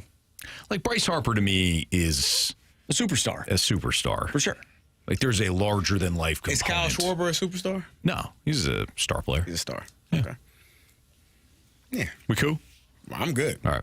I get what you're saying. Yeah. I think Marsh and I have never seen eye to eye on this superstar conversation. Marsh is ready to kind of declare he's got looser standards for the term superstar than I do. I think I'm looking at it just from the base. Like if baseball was the only sport to exist, that's a different story then. Yeah. You know, I think if you're a hot commodity in free agency and you're getting paid a ton of money by a team on the coast, then like Francisco Lindor, I'd consider him to be a superstar in baseball. Kyle Schwarber, like he's up there. You have looser standards. That's for fair. It. And I might be too strict, right? But you're not coming. You're not getting into the door to this party. I don't think people are lined up to go see Jose Ramirez play baseball. That's fair. Like, if Jose Ramirez is an excellent player, Jose Ramirez played for the Yankees, I guarantee you he'd be. I don't think so. Bigger. I don't think so. Well, he's 5'11"? No, I don't know that you can. I don't know. Aaron Judge, superstar. Yeah. I can't put Kyle Schwarber in the Aaron Judge category. I think where we're looking at it differently is I'm thinking there's Hall of Fame, superstar. Like I think Hall of Fame and superstar are the same. Oh, I don't. I do. Because there's a lot of Hall of Famers I wouldn't consider superstars. But I think if you are a superstar, you probably are a Hall of Famer. Probably, yeah. Yeah. Yeah. Like, I see what you're saying. Yeah. Like there are guys in the Hall of Fame that may have had longevity and had great careers, but not necessarily the superstar. But I think if you are a superstar, that means you are headed for the Hall of Fame. I think that's fair. You think Garrett Crochet is a superstar? No, not yet. No. No? What about Tarek Skubal? No. Oh, really? Yeah, superstar. He wins another. No. He wins a Cy Young. He's going to win it again. Those two dudes are going back and forth for the AL Cy Young. You may go down to a grocery store and ask 10 people who Tarek Skubal is, and have everybody say no. Well, that's because they don't like baseball anymore because there's all these damn numbers. And the Cardinals stink. Oh, man. John says, I agree, Marshy. Lindor, too. I have looser standards for baseball. And then he says, Anthony, you're not always right. JK. I know I'm not. That's for sure. Just stay tuned. I'll be wrong about something. 314 says Jose Ramirez is perennial 30 for 30. If he was a Yankee, he'd be one of the most famous players in the league. Maybe.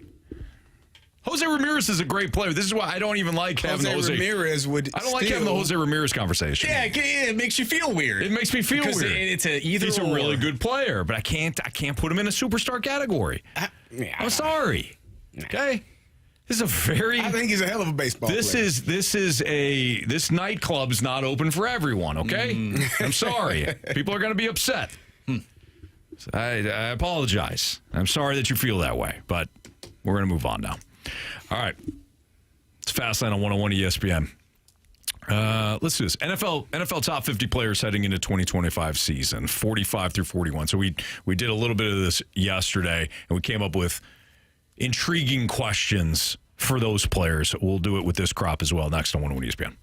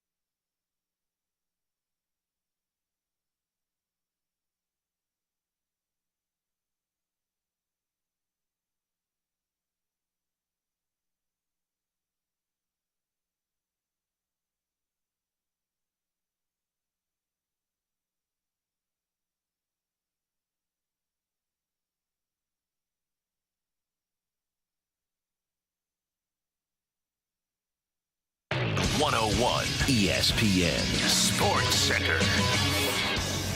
I'm Andrew Marsh. It's time for a Sports Center update brought to you by Saliga Heating and Cooling. The Cardinals in action tonight taking on the San Diego Padres.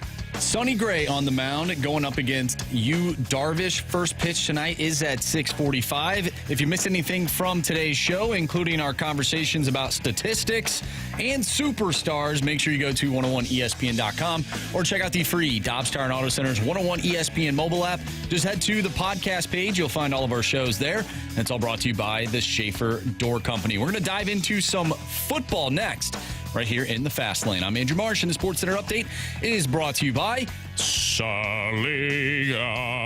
Heating and Cooling, a Daikin heating and air conditioning dealer.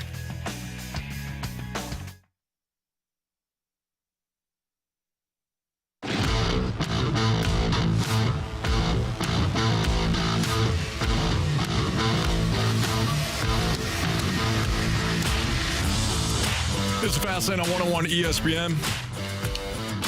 We got called out for saying that Jose Ramirez isn't a Hall of Famer. I think that person wasn't listening in the snake pit, though. Yeah, because we didn't say any of that. That happens. I think you missed the conversation altogether. You're saying people can listen to you and misunderstand exactly what you just said? That never happens. No, because they wouldn't be listening. Look at me and listen to nobody. Look at me, but stay with your own thoughts in your own echo chamber, and then spit them back. All right, Marshy. Yes, you've been focused on this top 50 list. Yes. In the NFL from PFF. Absolutely. So who do we have 45 through 41? All right, so we went over some of the players yesterday from 50 to 46. 45, we're going to start with Jalen Carter from the Philadelphia Eagles. 44, Quinnen Williams of the New York Football Jets. Jets. Good news coming out of Jets camp today. No, I don't think that was good news. Well, Justin Fields only dislocated his toe. That's not good news, though. He was carted off the field. I thought, for sure, that's an ACL. Wow. But only a dislocated toe, Carey. It might feel like a torn ACL. Yeah. 43, Joe Thuney of your Kansas City Chiefs in the month of January and February. Thank you for the specification there on that, Marsh. Of course. Appreciate you. 42 is Antoine Winfield Jr. of Jamie's Tampa Bay Buccaneers. And number 41, Trey Hendrickson. Interesting one there from the Cincinnati Bengals. Maybe.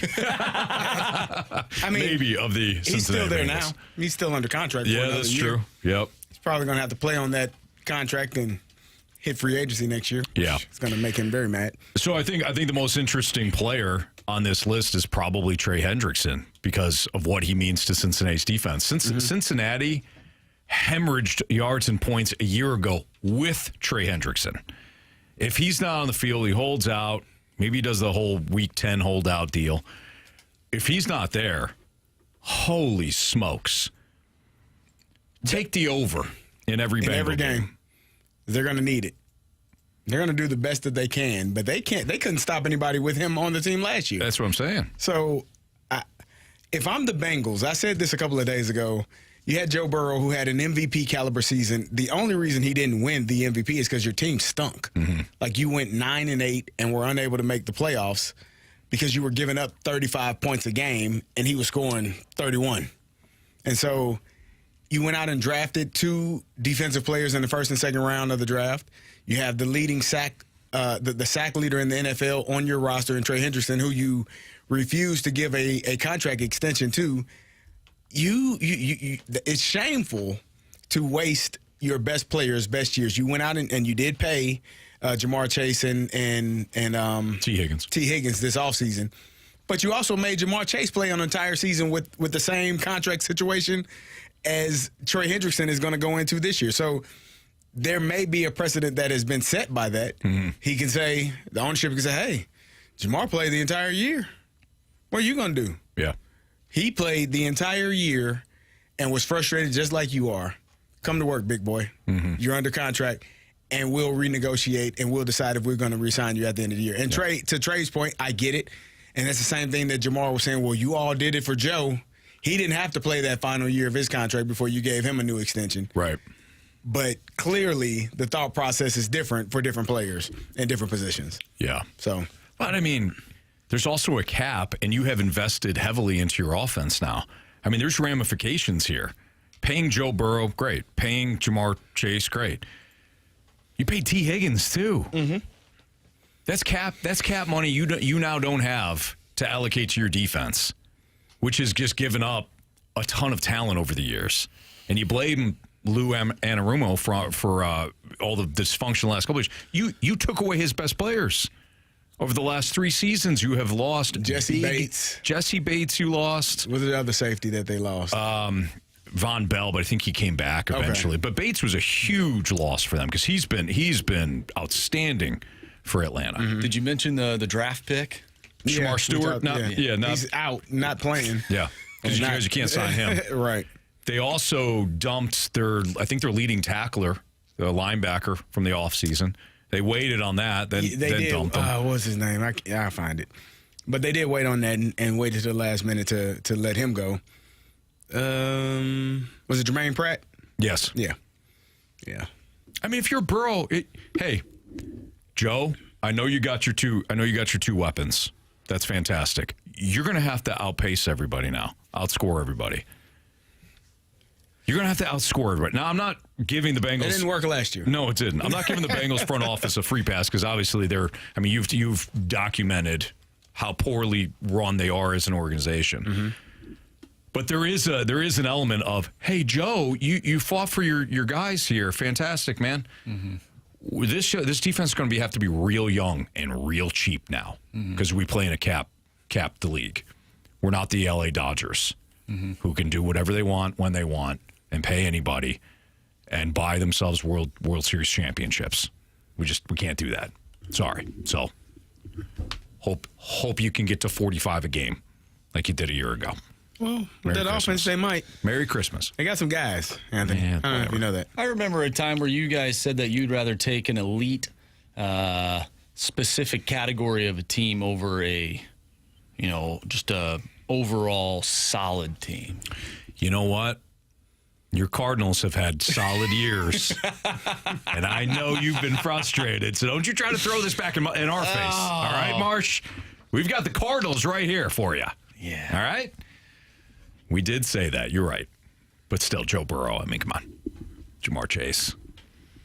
We can score 45. Hey, they'll be great for your fantasy football team. They certainly will. They'll be great on that 8, 9, 9, and 8 team. Wow. It's Fastlane on 101 ESPN. We're gonna play No Brainer. I don't want to screw this up. No Brainer, not up for discussion, or not sure. So, for example, trading Brendan Donovan. Is it a no-brainer? Is it not up for discussion? Or, you know what? I'm not sure. If you want to send in a couple of those too, you can. 314-399-9646, the Air Comfort Service text line. So again, we'll play no brainer, not up for discussion, or not sure next.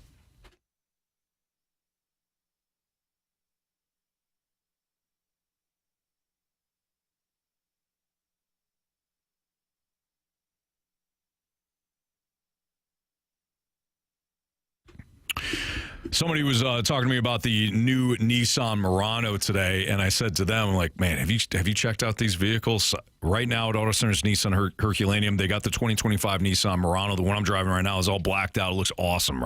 Also drives great. The exterior and interior is sleek.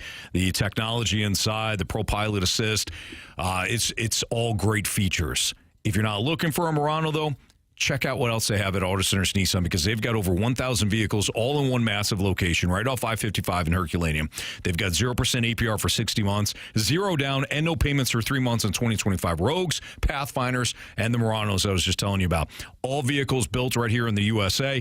If you're looking for used cars, Auto Centers also has 0 down and no payments for 3 months. And remember, at Auto Centers Nissan, every new vehicle comes with dealer pricing, a lifetime warranty, and a 30-day return promise. So get out to Auto Centers Nissan in Herculaneum or visit AutoCentersNissan.com, especially during their Wiggity's Hot Lot Blowout, which is going on throughout the month of July. It's Auto Centers Nissan and AutoCentersNissan.com.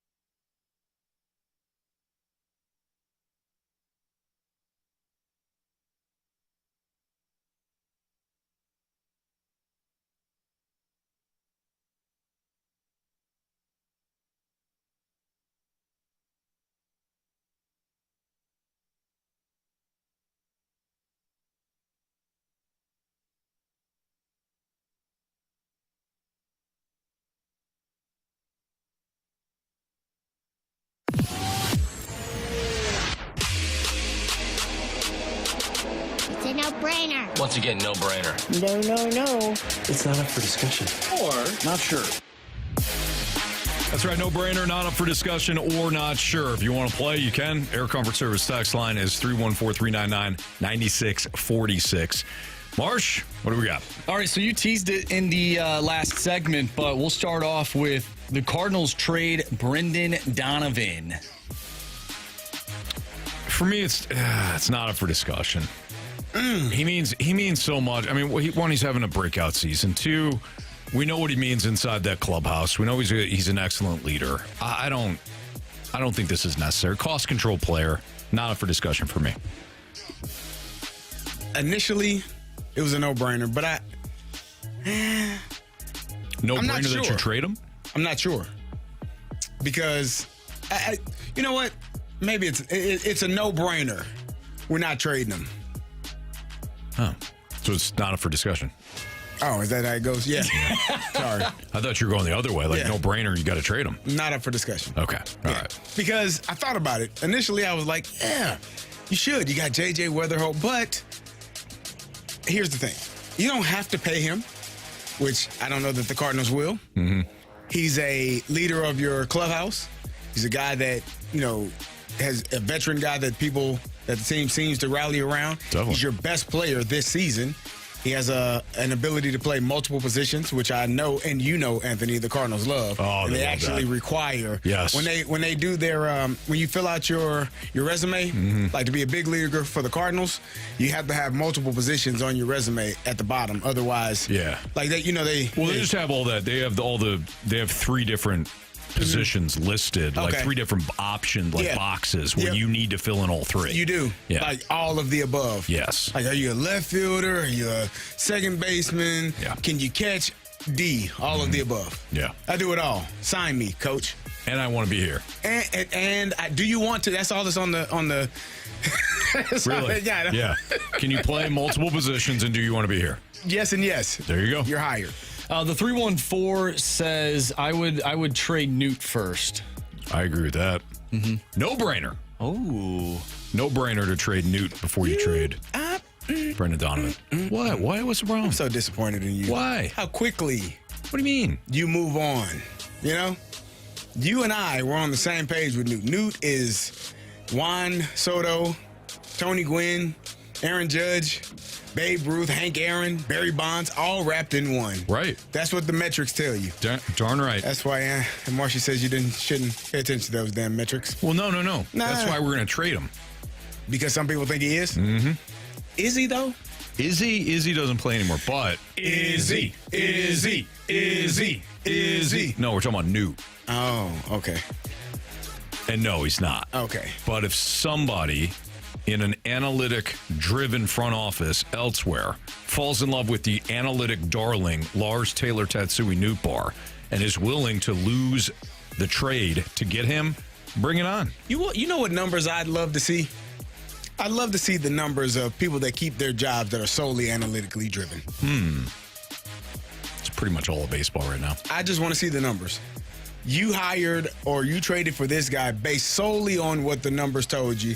He wasn't spit. How long do you keep your job? Just saying. Not long. Just wondering. NFL, not for long. Not for long. That's what they say. 662. Illinois would be favored against Mizzou in football. The 662 thinks that is a no-brainer. 662. I like what you're thinking. I like where you're going. Definitely a no-brainer. Not sure. What? Where is it? Where's Don't the game? give a damn if it was on Mars. If it's in Columbia, they're not gonna be favored. Anthony. Quick question. Either anyone can answer. Who's the quarterback for the Mizzou Tigers? They're gonna pick one out. Okay, who is it? Probably the transfer from Penn State. Oh, Not the guy that plays baseball and then got drafted. Horn? Yeah. No. Oh, Sammy. I don't think so. He came back. Well, he didn't want to play baseball just yet. Okay. They're paying him welcome back $100,000. He's fighting for his job. Who's the quarterback? Probably the guy from Penn State. The guy that was the second string quarterback at Penn State? Yeah. Why wasn't he the starter at Penn State? Because Drew Aller's there.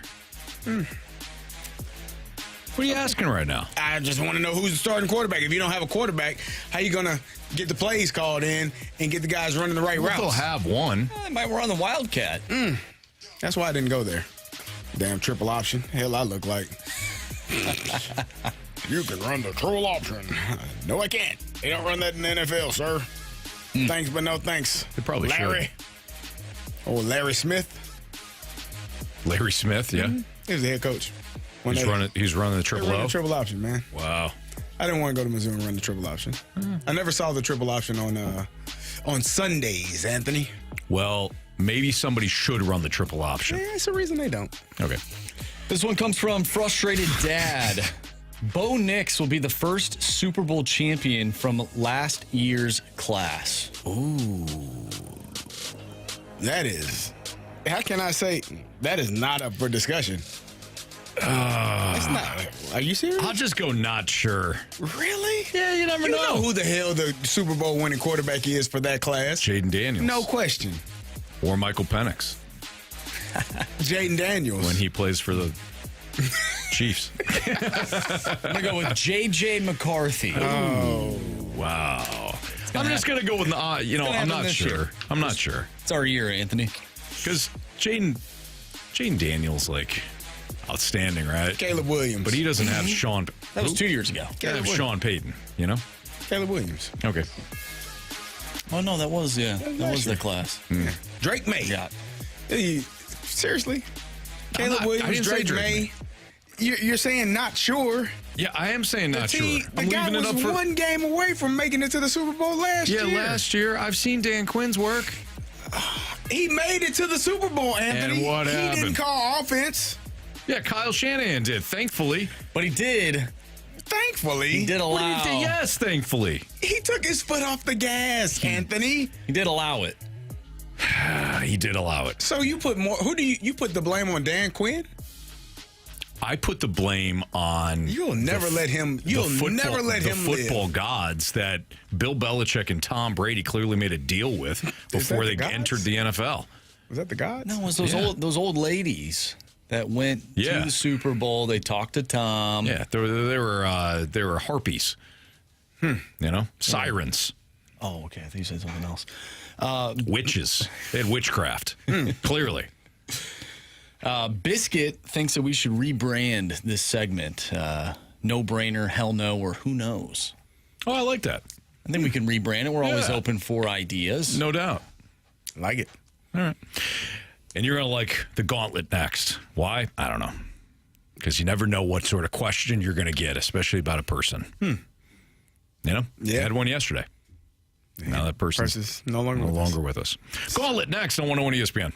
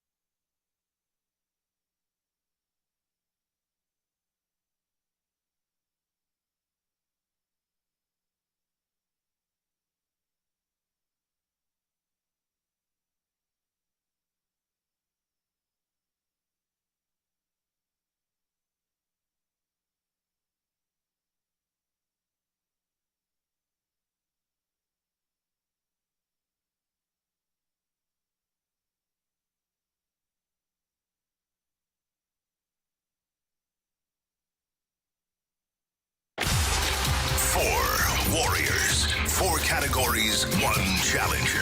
Can you survive the Gauntlet? Brought to you by Blue Note Roofing. Roofing, siding, and gutters. Visit BlueNoteRoofingSTL.com for a free inspection.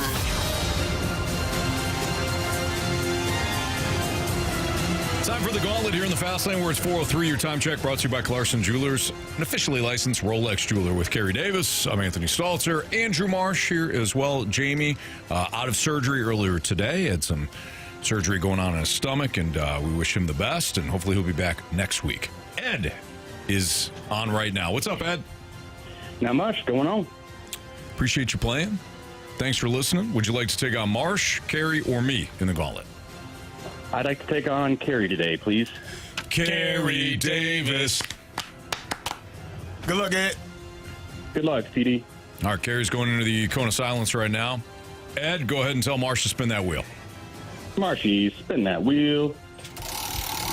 All right, Ed, what are you hoping for? Random. Okay. Let's see. Hoping for random today. Not going to be random. We had our listener yesterday wanted random and actually got it. I don't think the wheel does that 2 days in a row. So, football is the category today. How do you feel about a little foosball? Better than hockey. Oh, there you go. All right. So, Ed, 4 football questions today, all worth 2 points unless you ask for the options. Thank you, Marsh. If you ask for the options, those questions are worth 1 point. Are you ready? Let's go. All right. Question 1. Jerry Rice played college football at which university? Options, please. Fort Valley State, Saginaw Valley State, Mississippi Valley State. Go with the first one. Fort Valley State? Answer. Yeah. All right. Question number 2. According to Pro Football Reference, Alabama has the most active players in the NFL. Which university has the second most? I'm going to say Georgia. Final answer. All right, Ed. Third question. Alabama also has the most wins in college football history with 988. Which team is 2 wins behind them, listed at second? Can I have the options, please? Penn State, Michigan, Notre Dame. Ooh. I'm gonna go with Notre Dame. Final answer. And question number 4. In the most recent draft, which team selected Ashton Genty? Oh, you mean first overall pick, Ashton Genty? That would be the Raiders. Final answer. All right. Let's bring back CD from the Cone of Silence. Ed, how you feeling? I'm 50-50. Okay. All right. CD's walking back in right now, coffee in hand, fresh back from Las Vegas earlier today. There mushroom in that coffee? Yeah, you know it. I got to get my mushroom coffee because, you know, Anthony. That's another inside joke. I do, CD. Yeah. Yep. You know, Anthony. I know. All right, Carey. Your category today is football. Ooh. Football is your category. Foosball. Marshy? Pack a lunch. Yeah, that was quick. Question 1. Jerry Rice played college football at which university? Mississippi Valley State. I said that very fast. Am I sure?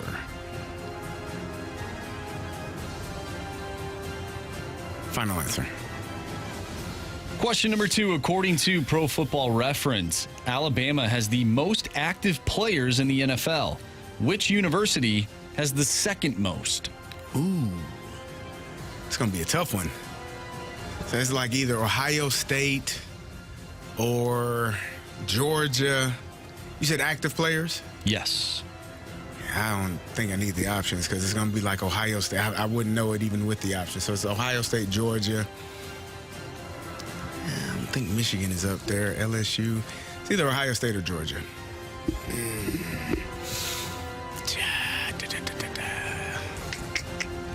Let's go Ohio State. Final answer. Question number 3. Alabama also has the most wins in college football history with 988. Which team is 2 wins behind them at second? I do think that one might be Michigan. I don't think that one is Ohio State. I think Michigan was. Whew, this is tough. These are some good questions, Anthony. Thank you, Carey. Yeah. You wrote them? No, sir. Oh, okay. You shouldn't take credit. That would be illegal in the fast lane. I was going to say illegal. Mm-hmm. Maybe I should take the options on this one. But I do feel like it's Michigan. So it wouldn't be anybody. I mean, you got to go with teams that have been around for years. Been around. Michigan. Final answer. And question number 4. In the most recent draft, which team selected Ashton Genty? Las Vegas Raiders. Final answer. Now I definitely should have took some options. Okay. Answered a little quickly, Carey. Let's see if it bit you. The last one? Ed versus Carey. Continue, sir. In the most recent draft, which team selected Ashton Genty? You both took the Raiders. Correct answer is... It is the Raiders. Yeah, of course, it's the Raiders. Neither of you needed the options for that one. Nice job, guys. 2-2. According to Pro Football Reference, Alabama has the most active players in the NFL. Which university has the second most? CD, you went with Ohio State. Ed, you went with Georgia. Neither of you took the options. Correct answer is... It's LSU. LSU. Really? I would have said Ohio State for sure. What were the options? Georgia, LSU, and Ohio State. Yeah, I wouldn't take an LSU. I would have said Ohio State. Yeah. For sure. Yeah. All right. CD and Ed are still tied 2-2. Jerry Rice played college football at which university? Ed took the options, went with Fort Valley State. Carey went with Mississippi Valley State. Correct answer is... It is Mississippi Valley State. Nice job, CD, up by 2. Alabama also has the most wins in college football history with 988. Which team is 2 wins behind them at second? Ed went with Notre Dame. Carey went with Michigan. If it's Michigan, Carey rolls. If it's Notre Dame, well, let's find out. Ed. Carey rolls. It's great to be a Michigan Wolverine. You have chosen poorly. You lose today. Carey wins 6-2. Let's try to add a little drama there at the end. Ed did take the options with Notre Dame, so Ed wouldn't have won either way. I was trying to finagle it a little bit, but either way, Ed, you came up a little short today. Sorry, man. Hey, it's okay. He hit me with his best shot. He did. Fire away, no doubt. I forgot her name that fast. Hit me with your best shot and fire away. I don't know. You don't know? I forgot. Pat Benatar. Yeah, that's what I meant. Ed, thanks for listening. Thanks for playing, man. Thanks, guys. Have a good one. Good You job, too. Ed. See ya. Anthony, Saginaw Valley State, that was one of the many rivals for Central Michigan up in the great state of Michigan, right? No. Part of the GLIAC? No. Were those the options? Fort Valley State, Saginaw Valley, and Mississippi Valley. Yeah. I'm glad I didn't take the options. Mm-hmm. Yeah. No, Saginaw, not even on our radar. Oh, okay. You know what I mean? Yeah. Whatever conference they play in, that's the one we say, you guys are sorry. You belong in whatever conference they are. GLIAC. That's correct. Yeah. All right. It's Fastlane on 101 at ESPN. Oh, was that bacon wrap wiener? Yeah. Oh, I didn't know. He seemed a little bit more tame Yeah, today. he was more tame today. The only reason I know that is because Bacon Wrap Wiener says I'm a failure. You're not a failure. No. It's all good. It happens. It was just in Carey's wheelhouse today. It was. You tried to trick me with the Ashton Genty one. No, I didn't. You answered that kind of fast. No, I said you answered a lot of them fast. In fairness, you walked in and said that was fast. I did. You did. It was fast. Yeah. Yeah. What I still haven't heard you say is, it's great to be a Michigan Wolverine. It's great to be a Michigan Wolverine. And you never will. You knew it, too. Second most. I did know that one. Mm-hmm. Yeah. Second most victories. So I think they were first at one point. They were absolutely first, I think, last year. Last year, yeah. And then they slid. That's what they said to try and get you to go to the program. Mm-hmm. Yeah. Well, we're the best team in college football ever. Yeah. You should be a Wolverine. Mm-hmm. You said, nah, I'd rather go to Northwestern. I did. That was ridiculous. That's okay. You know what, Carey? Yeah, you played big-time college football. I did. It's the only thing that matters, man. Yeah. You had choices. I did.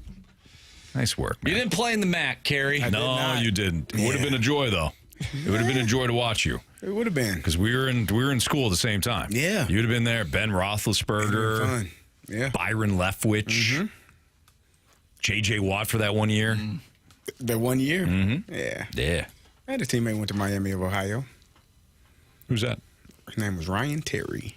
Ryan Terry. Didn't James Harrison also go to a MAC school? Went to Kent State. Basically, the team that you played for that won a Super Bowl had the MAC all over it. This is true. Big You're not Ben, wrong. MAC. James Harrison, who, I don't know, scored a touchdown right before half, if you remember. He did. MAC. Anthony, why are all these teams trying to leave the MAC? Because they can't hang. They know they're going to, some of them can't hang. Can't play on a Tuesday night. Not all of us can. Exactly. All right, it's Fastlane on 101 ESPN. Where do you want to go next, Marsh? I think we dive back into the Cardinals, no? Okay. You know, we keep talking about the trade deadline. All right. What would success look like at the trade deadline for the Cardinals? We'll tell you next on 101 ESPN.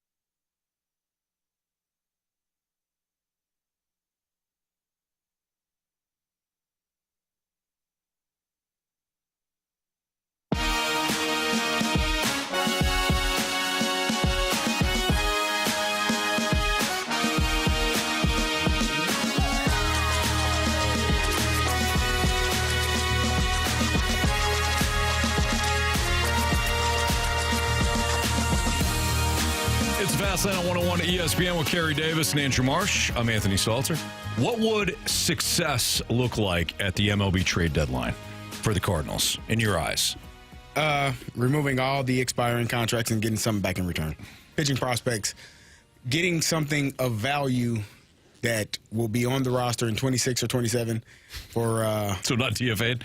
Yeah, no. Yeah, okay. All right. Yeah, That's not funny.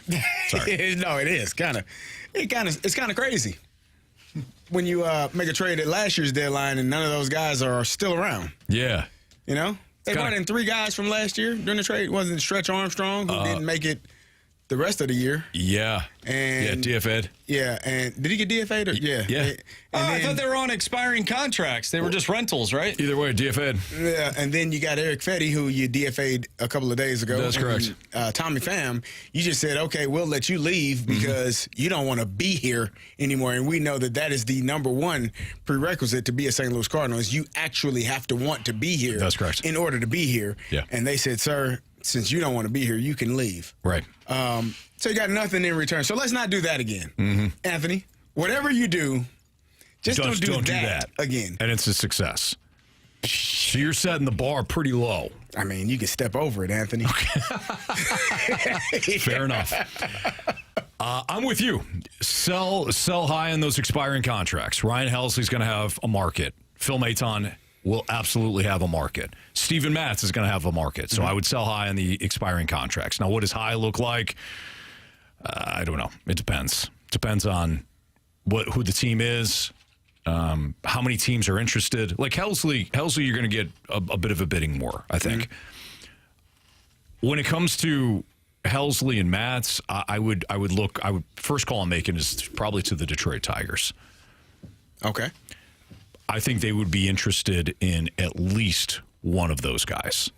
And I think you could probably get, a right-handed pitching prospect, I just meant a pitching prospect, I would say, who's probably in their top 10 if it's Ryan Helsley. You're not going to get their best guy, but I think you could probably get a couple of prospects if you were to flip Helsley. You don't think you can get one of the better guys in their organization? I mean, if that's a team that is right, like last year they were sellers and still found a way to make it to the playoffs. And this year, obviously, Tarek Skubal is outstanding.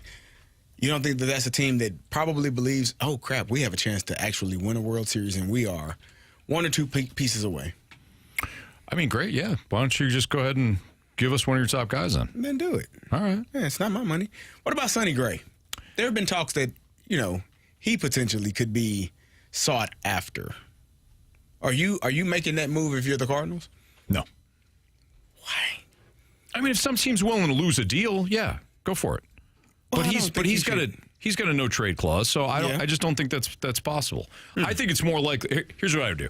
I would sell high in the expiring contracts, like I said. So that's Helsley, Maton, and Matz. Next order of business, and I'm not necessarily saying it's got to be in this order, but the next order of business on the list is explore the Arenado trade again. If he's willing to waive the no trade clause, I'm going to the DeWitts and saying, hey, we could free up a spot for our future. Move on from the contract. His offense has been declining, but some team is still viewing that defense as a premium ad at the deadline. If he's willing to waive his no trade clause, I'm going to need you to eat some of this contract. But I'm absolutely exploring that Arenado deal. Is it important to get something of value in return for Nolan Arenado? Not necessarily. So it's more important to get the contract off the books, whereas with those expiring contracts, it's important to get something. It's more. See, to me, yeah, the expiring contracts, let me get something. Let me get prospects. That's important. But when it comes to Arenado, it's more important to free up that spot for the future because we're not going anywhere. Right. If you had sustained play throughout June and July, and you're sitting there right now, and you are a game or so out of the NL Central, we're having a much different conversation right now. You're not. And 3.5 games out of the wild card with the arrow pointing down doesn't do anything for me. Are they still 3.5 games out? Yeah, and the wild card. That's amazing. It feels like it should be more. It feels like and maybe a week from now will be. So I'm definitely exploring the Arenado trade. But if I'm eating some of that contract, you should get a better prospect in return then. You're not giving him away for nothing and eating the contract. It's usually this is how it usually works. If a team is willing to take on the contract, you ain't getting spit. Right. If you're eating the contract, you will get a prospect in return. Do you feel like any other position players are on the table? Gorman and Newt, if they're healthy. But you're not going to get anything in return for those guys either. Why not? Because Newt would fetch something. Because you said Gorman and Newt, and then you said something right after that. What did I say? Oh, if they're healthy? Exactly. No, Newt is beloved around Major League Baseball.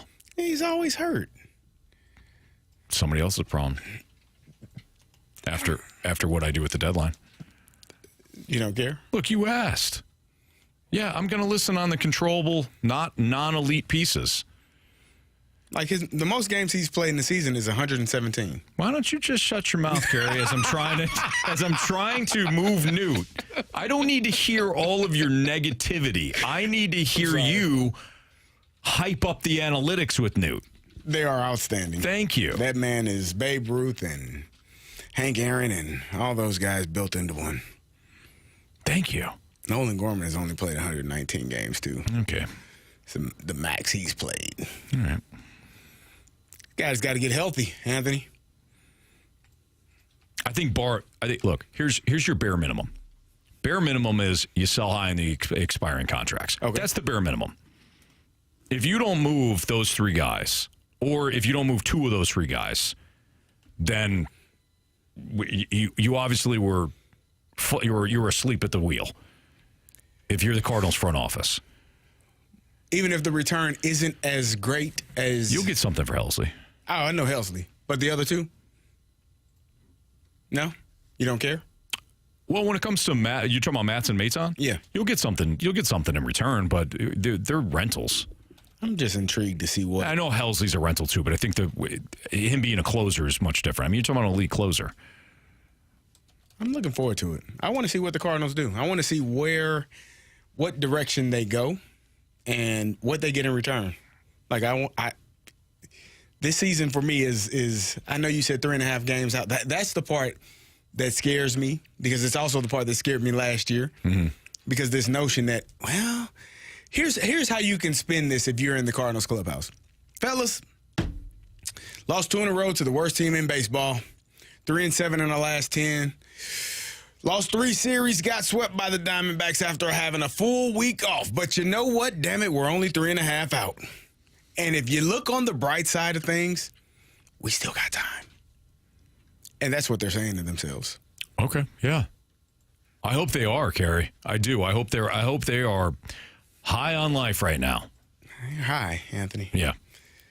It ain't life. But me running this front office, I got to deal in realities. So I'm going to offload those contracts. I'm going to talk to Arenado. I'm going to figure out what his market is.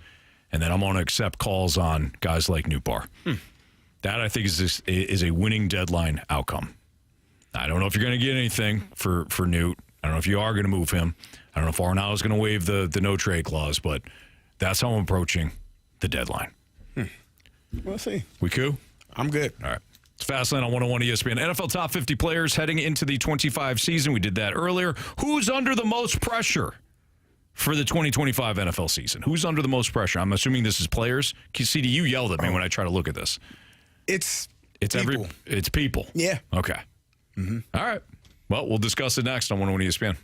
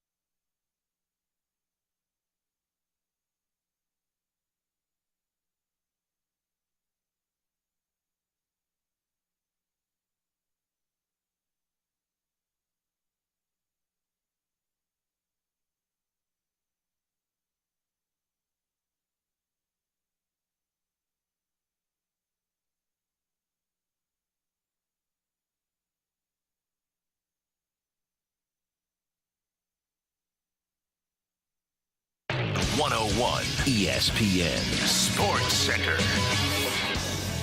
I'm Andrew Marsh. It's time for a Sports Center update driven by Johnny Londoff Chevrolet and Johnny Londoff Autoplex. The Cardinals back in action tonight after losing 2 of 3 to the Colorado Rockies.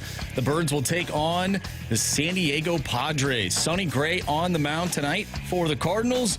Yu Darvish for the Padres. First pitch tonight is at 6:45. I'm Andrew Marsh, and the Sports Center update is driven by Johnny Londoff Chevrolet and Johnny Londoff Autoplex. See them at londoff.com. Chevy, together we drive. Are you kidding me?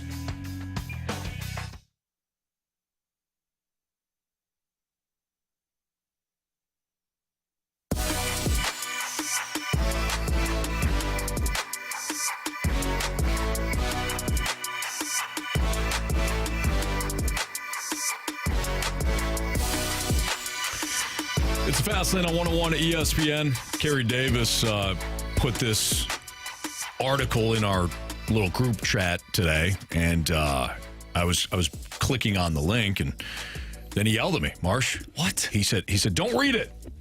I've got big ideas for this segment. And then he walked out, and now he's on the phone. Who is he, Jamie? Out ahead. One more time. Hey, Carey, you're all right. Yeah. I may have just called you Jamie. It's okay. Because the whole phone thing. Yeah. You know how he likes to do it. Yeah, it happens from time to time. So you were, I'm sure, teasing what we were talking about. The yes, people with the most pressure for 2025 season. And Anthony, yeah, I know you're going to feel, conflicted about this because your guy actually isn't on this list. I'm sorry. Who's Sam my guy? Darnold.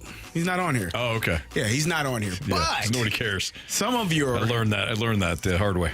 But both of you all are represented on this list. And Marsh and I are on this list? Not you specifically, but your teams. Your first team, Anthony, not your second team. Got it. JJ McCarthy is on the list, Marshy, as one of the people who has the most pressure going into 2025. Why would you ask? Well, he's never played. Yeah. Never seen him play in the NFL, which you said stands for not for long, Anthony. Yes, sir. Never played, and he's coming in to replace your favorite player, Sam Darnold, who had a hell of a season last year. Mm-hmm. Best season ever for him. Yeah. Not for everybody, but for him. Do you think he'll do it again this year? Yeah, no, I doubt it. Oh, you doubt it? Yeah, I highly doubt it. Okay. Which is why I don't think he's the most important player in the NFL this year. But he does have something to prove, doesn't he? Nah, he doesn't have anything to prove. He proved everything last year. He proved that he can be a winner. And he proved it. So he's gonna but do now, it again? can J.J. McCarthy prove it? Well, if a bad Sam Darnold can walk into... He was bad. We made jokes about him seeing ghost. He was not good. You and I said that he was gonna have a good season. I did say that because I watched that one drive he had with San Francisco. Yeah, you and knew. I said I have faith in Kevin O'Connell. Mm-hmm. I think he's a quarterback guru. Yeah. And that's why I'm excited to watch this season unfold for JJ McCarthy. I've been seeing a lot of videos online about him throwing dimes to Jordan Addison, Jalen Naylor. I was about to say Randy Moss, but, Justin Jefferson. Mm-hmm. Hell, he could be throwing passes to Randy Moss. I don't know. Sure.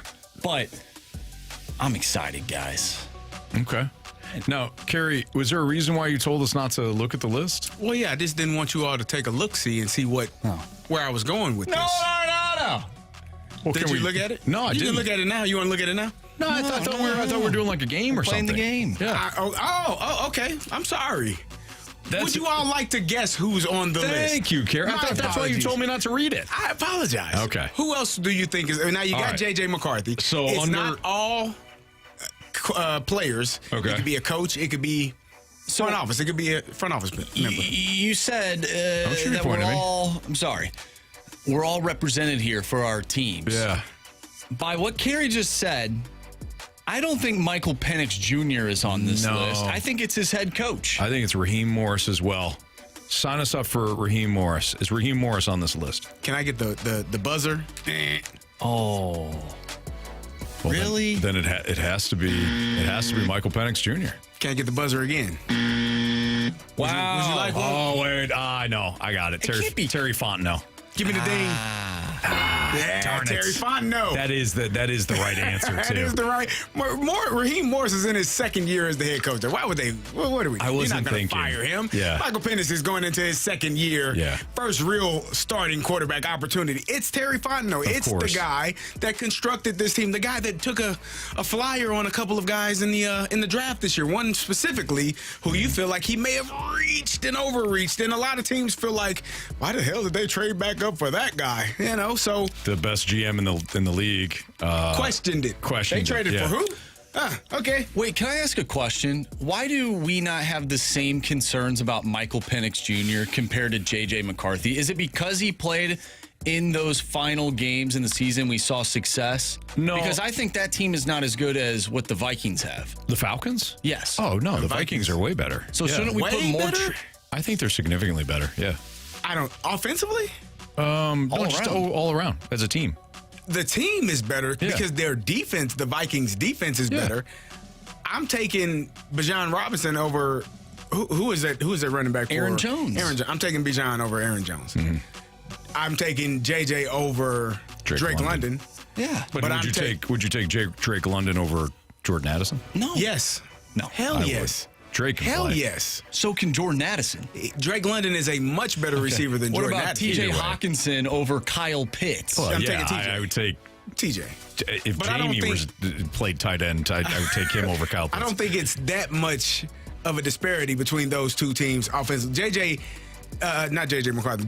Justin Jefferson is clear in a way above better than But I any think receiver. what I'm saying is that the Falcons have. like Masterson is way better offensively. No, I'm saying as a team, the Vikings are better. They're much as a better team. Yeah, that's what I'm but saying. Because of the defense. I think they're way better offensively. I don't think they're way better offensively. do. I think they're better overall. Don't be but shocked anyways, if Jordan Mason has a big year for the Vikings. all right. But here's the reason why though, because Penix played longer in college. I just think he's got more. Yeah, well, he I lost think in Penix the was national championship. better He than did. He got smoked. JJ coming out. And I think JJ McCarthy. I think Anthony and I both agreed on that. I didn't think highly of JJ McCarthy based on the offense that they ran at Michigan, which was run heavy, pass when you need to, and it worked well for them to win a national championship. But for me, I think Michael Penix, he was great at Indiana, he was great at Washington. Injuries kind of set him back at different points in his college career. I think with him under center in Atlanta, I think they're going to be outstanding. I think for me, without seeing JJ McCarthy play an NFL down in the regular season, I'm putting my trust into Jim Harbaugh and Kevin O'Connell. Clearly, those two guys have seen something out of this dude to make him the starting quarterback. Yeah. And to bring him into Michigan. They won a national championship. High praise from Jim Harbaugh. I'm going to take their word for it. I think he's going to be fine. I don't think it's going to be a disaster. I really don't. Carey does, but I don't. Carey absolutely does. Yeah. I don't. All right. They were one game away from winning the division. They won't be that close this year. All right. They might So finish third. where are we going now? Okay. I should have said Fano first. You said you didn't. So we got Terry Fontenot. So we got the front office and your team. Give me a head coach. Head coach that's under the most pressure heading into this season. Yeah. Ooh. I think it's got to be Zach Taylor. Zach Taylor's got to be on this list. Can I get the buzzer? Wow. Man, let's think about this, though. Let's really think about this. The other name was Brian Schottenheimer that came to my mind. Really? Yeah. Oh, yeah. Brian Schottenheimer is on this list. He is definitely under some pressure going into the season. I mean, it's the Dallas Cowboys. The expectation. I get it. He's for like them. he's like the Sam Darnold of head coach. I don't have any expectations for him. Well, don't say that. Anthony doesn't like that. So Brian Schottenheimer is on the list as one of the coaches that is under the most pressure because it is the Dallas Cowboys. The expectation, you're hiring him after last season, how that whole thing went down. Dak Prescott back healthy. You're going to sign Micah Parsons to one of the largest contracts in NFL history for a defender. You got CeeDee Lamb. You traded for George Pickens.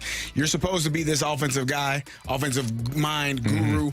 what can they do offensively to get that team going in the right direction? How can you limit the turnovers from Dak Prescott? How can you protect him to keep him safe from not getting hurt and getting harmed in the pocket? What are you going to be able to do to keep that team going in the right direction and actually put yourself, I don't know that they can win the division because the Eagles are still there, but put yourself in a position to make the playoffs and be in a wild card game and have an opportunity to find a way to win the championship. I think they got to call out their players like their owner does. That really seems to help, right? That works well, yeah. Is he the only coach? Nope. A couple other coaches. I'm going to go back to what I said a few months ago. I'm going to go with Mike McDaniel. He's ding. Yes. 2 more coaches on the list. One of them I don't think you'll even think of. Two more head coaches. Mike Tomlin. Buzz. Wow. One I won't think of. Brian Dable. He's on the list. Yeah. Is Kyle Shanahan on this list? Nope. No? Okay. No. Who would be another? A lot That's of an pressure. intriguing one, too. Is it I a don't big know. market? Nah, it's a you won't think of this person because you don't think of this team. You don't care about them. You don't care about him. Oh, it's got to be Kevin Stefanski. Nope. Oh, wow, okay. Don't care about. You don't care about It's their got to be a quarterback South either. team. It's got to be a team in the South. Yeah, good call. Probably. It's not in the South. Oh, really? It's not. We don't care about the quarterback. Most people don't like him. They don't like him at all. I already said Mike Tomlin. Is it the fella in Indianapolis? No. He said no in the South. Oh, that's right. It's out west. Out west, don't care. This is proving my point perfectly. We don't care at all. You don't even think about these people. Okay, so it's not Pete. No, not Pete Carroll. Out west, it probably the Seahawks. Nope. No. What? You don't like the quarterback. Most people don't like him. Most people don't like the quarterback. You already said Shanahan. He said no. Yeah. This is proving my point perfectly. Wait, Jeez. what? I'm trying to go through all the... Mahomes, Bo Nix. It's got to be Kyler Murray. Oh, jeez. Is it him or the coaching Jonathan staff? Gannon, yes. Jonathan Gannon.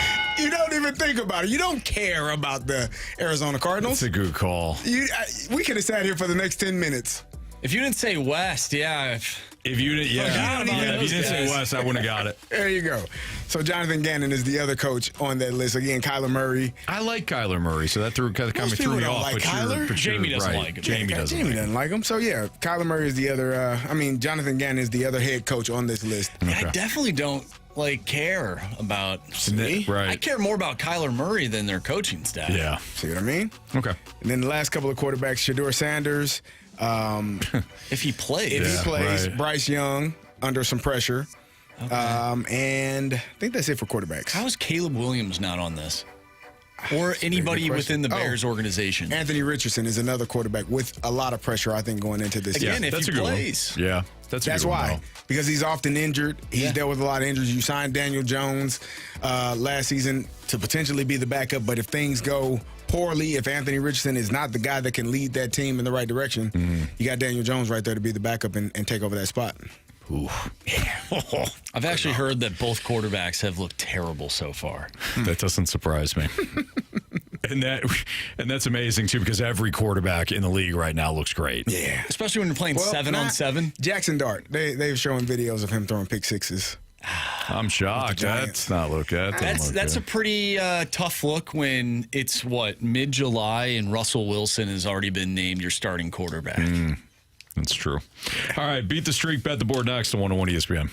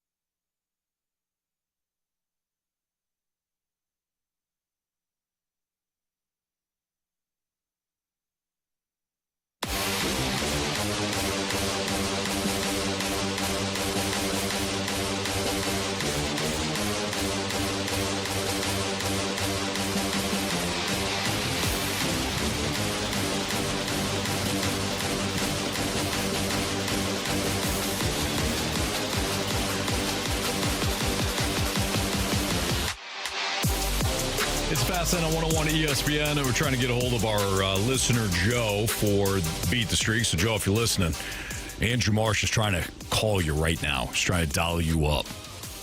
But we'll do Bet the Board first. Marshy, you got latest standings for us there, kid? Yes, Jamie has 10 points. Texas won last night, 2-1 over the Athletics. Anthony, you also hit your pick with the over in the Phillies-Boston game, so you're at 9. Carey is at 8 as the Yankees did not win. And Cleveland with a late run, thanks to Stephen Kwan. I was watching that game. I'm at 5 now. Attaboy. Yeah. You're 2 for 2 since Bradford stopped making picks for you. Yeah, I don't think that's how it went. All right, so Jamie, who's out of surgery, he's doing well.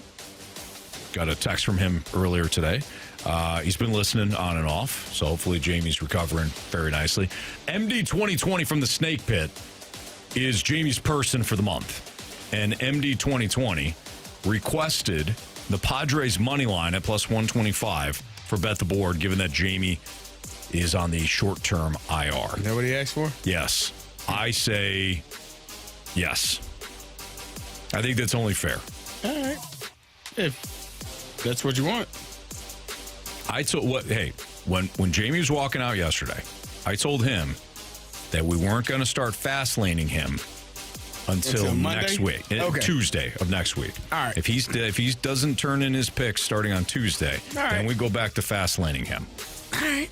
But for now, I mean, the man had surgery today. Are we surprised that the Padres are not favorites? No, Sonny Gray's an ace. How did he do last outing? It's one game? It's one game out of 162. You're right. Who's it on? You go ahead, yeah, sir. Me. All right. I'm going to take the Houston Astros minus 144 against the Athletics. I'm going to take Manny Machado, 1.5 hits, runs, RBI, minus 125. Not a big believer in the old cards, huh? Well, it's tough. It's a shame. Yeah. It's an absolute shame. He hit Sonny pretty well. Oh, what do I do here, gentlemen? I'm trying to think do I want Luis Arise with 2 hits? Of course, 1 hit is at minus 400. I'm looking at the Cardinals team total. What do you got for us, Marsh? I think I'm going to go with the under 4.5. That's minus 140. That's too bad. Nobody likes unders. Tell him, Carey. Nobody. And just sit there and root for no offense. Then get frustrated when people get on base. Yeah. Get Start nervous. sweating. Yeah. Nah, I don't like it. I don't like it at all. How many runs they score yesterday? That'd be 0. But you know what? Playing in a pitcher's park will do that. Was it? I don't think so, Marsh. I think he's got it Weren't wrong. they in San Francisco? Nope. I know they're out west. They're playing a west team. Oh, Colorado. Yeah, no, that's definitely Hitter's Park. All right, Marsh. You going to try to give our guy Joe a call back, or I just texted Joe, did not get a response from Joe. So I think what we're going to do, we're going to keep Joe, right? We don't want to screw Joe over. Okay. So I will ask him for a pick, and we will see if he responds by tomorrow. And I will look at the time stamp. If he does not respond by the start of the game, we will then move on. Okay. Sounds good. Is that okay? Sure. All right. Ready for Beat the Streak? No, not really. Oh, yeah. Did you lose? No, I lost. I hit baseballs. All of my Pedro successes Paz got depend on replaced. me. You're ready to hit. And then Pozo got hit. Keep on coming. And his first big league hit is a bullet up the middle. All right, Marsh. Can you sadly tell us everybody's streaks? Anthony, you are back to 0. We all thought you would get that hit. No, you didn't. Did Paz not play? Paz played. He started the game? Oh, yeah. He had three ABs, 0 for Gopher. And he was coming up, and they replaced him with Pozo, and Pozo got a hit. So technically, that that batting spot got a hit. So I think the streak should keep going. Your guy. Yeah. As a catcher that was hitting eighth that night, got a hit for the Cardinals. I'm sorry. So that I'm still 0. Yep. Okay. What was I at? 10? You were at 10. That hurts. That hurts. So the leader in the clubhouse right now is Jamie. Jamie has 8. Wow. And then Carey with 3. I am at 0, and Joe is at 1. Okay. All right. For Jamie, should we just give him Contreras since he liked him for... Sure. Okay. All right. Give me Manny Machado. Manny being Manny. All right. So Joe, we don't know about Joe, right? That's correct. All right. So who's up next there, Marsh? Me or you? That would be you. You had the longer streak. Fernando Tatis, please. Fernando Tatis. Please and thank you. I think I am going to pick your guy, Anthony. Who's my guy? Pajes? Luis Arraez. Luis Arraez. Wow. I can't believe you did not pick him. He was the sole reason why you even had a long streak a few years ago. Sole reason? Really? You picked him like 4 times. But I had 16 correct picks. You're crushing me over Luis Arraez. That's tough, man. I'm taking Luis Arraez. Okay. Biggest question of the day is next. Do the Cardinals have direction beyond the trade deadline? We're off the negative. I'm going to go PD positive on everybody. Next on 101 ESPN.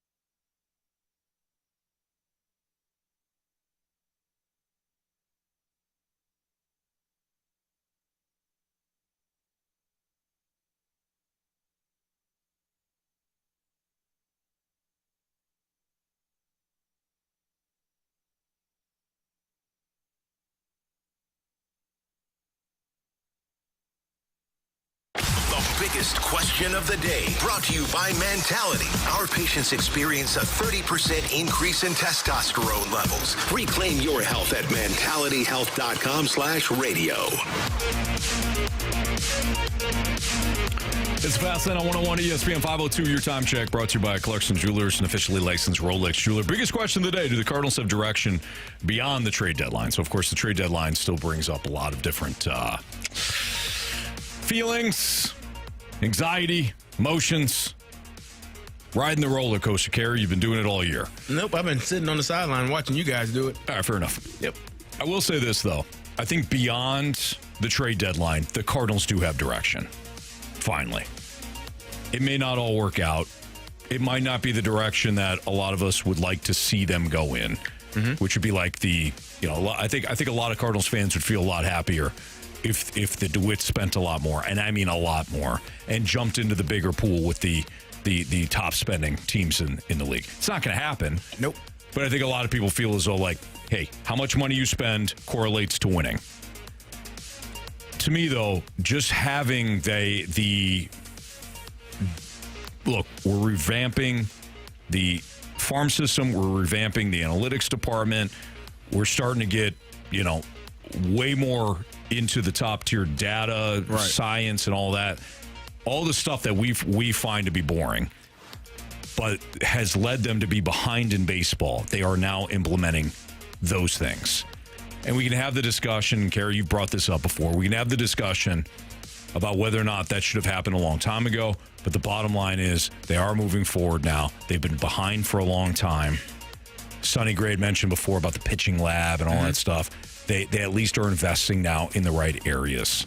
I think the direction of this club, while it will take some time, I do think the direction has been outlined. I mean, it's better late than never, right? You're trending in the right direction. You made a decision to begin this year, which I don't think that they would have made in years past, that it was going to be a youth movement, air quotes, I put that in, because it has been, but it hasn't been to some degree. We'll see what the trade deadline looks like and what September call-ups look like.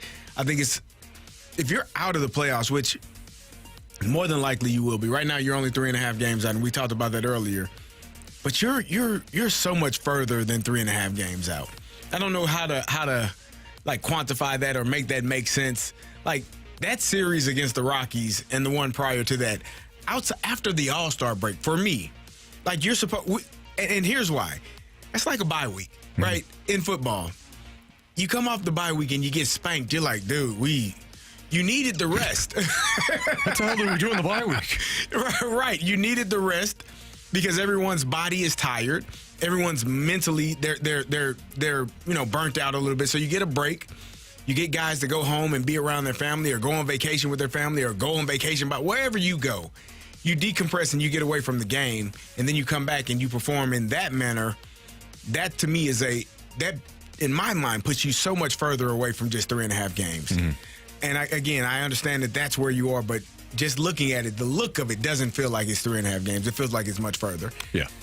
When when the trade deadline hits, when September hits, give these younger players an opportunity, whether it's as a starter. You're not going to blow anybody's arm out, giving them 2 or 3 starts towards the end of the season. Like, give them a chance, see what they have. Give your guys, JJ Wetherholt, you come up, you play second base. Nolan Gorman, I don't know if you're still dealing with a bad back. Who knows? Yeah. Lars, I don't know if you're still dealing with side and rib and whatever you're going through. Who knows? But we're going to play the guys that we think are going to help us in the future. If you're one of those guys, hats off to you. If you're not, sorry, not sorry. Yeah. And I think that's the way that the Cardinals need to be looking at this for the rest of 2025. I also think you already have the outline of what works in baseball.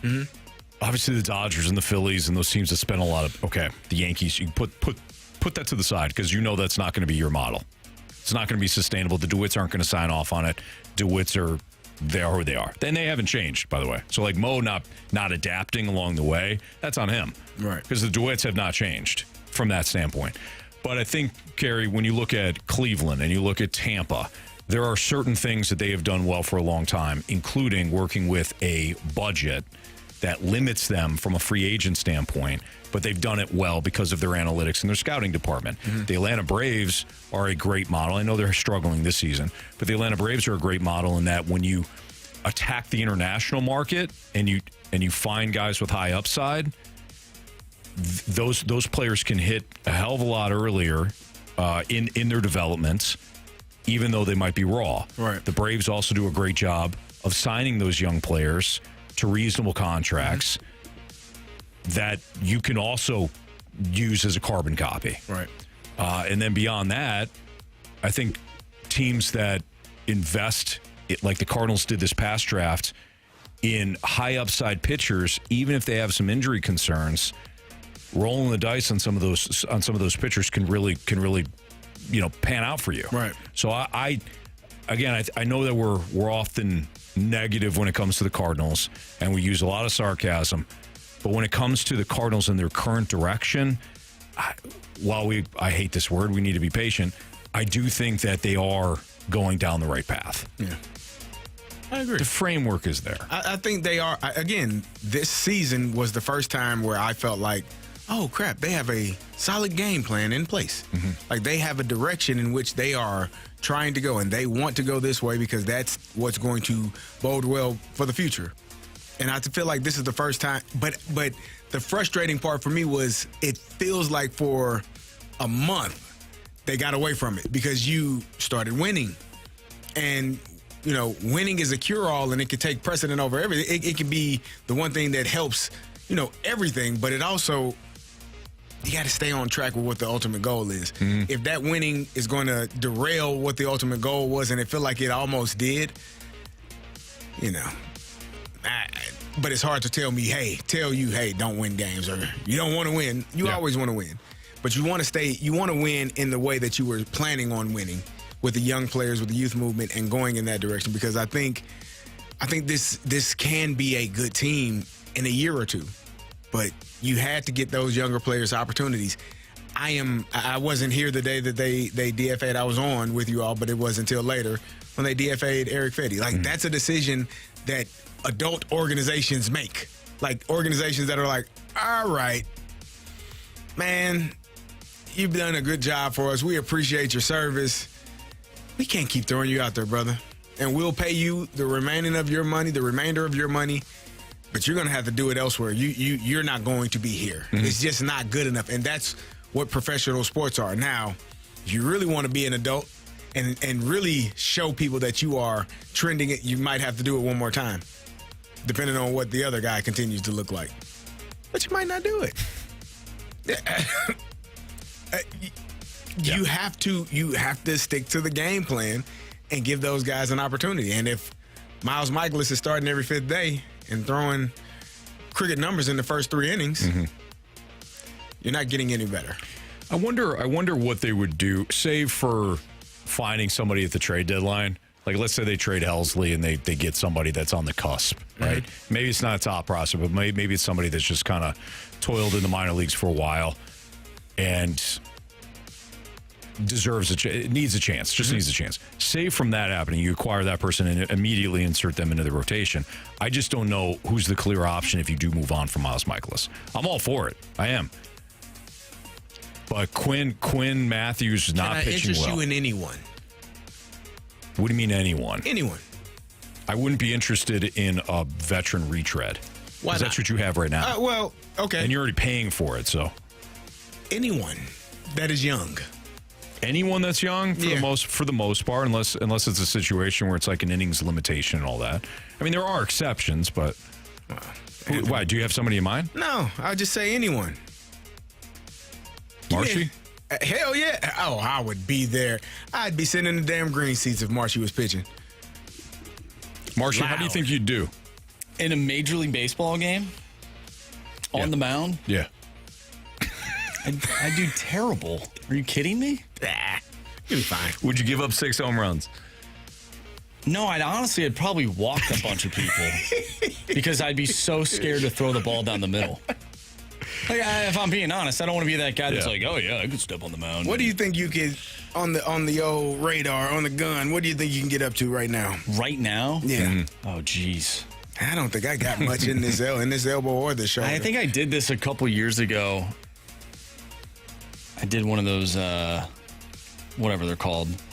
Job exercises? No. I think I was like high 70s. Like, there you go. Good. I don't have that. I don't high think 70s? So. It's pretty good, man. For somebody that's never been a pitcher, like throwing high 70s, I think that's great.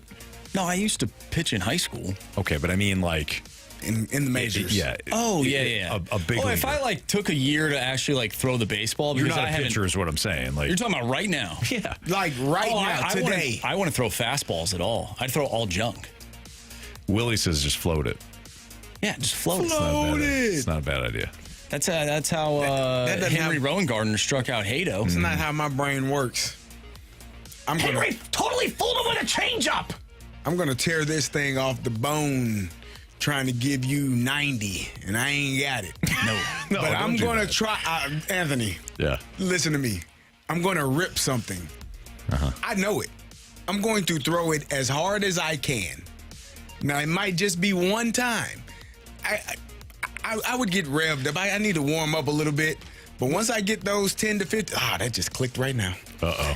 15 already hurt. When was the last time you threw a baseball? I couldn't tell you the last time I threw a baseball was 2 years ago. So it was bad. When my daughter was playing softball, even my son playing softball, I actually bought a glove for my right hand because I told you I'm ambidextrous. I can throw with my I was throwing with my left hand because my shoulder hurt so bad. Really? Yeah. So I would play catch with my left hand or with my right hand and throw back with my left hand because my right shoulder, no good. It's pretty bad. So Ed Bacon Wrap Wiener says Marsh would be a better pitcher than CD, a hockey player. Oh, no question about that. There's no question. I don't know how to skate. Now, if we get the skating part out of it, come see me. I'm going to be skating through there. If I can figure that out. Well, that's tough for hockey. That's not that fair. Like, I played both sports, though, growing up. CD never played hockey. I just read the comment. I played street hockey. From the Bacon. So did Anthony, and then he got kicked out.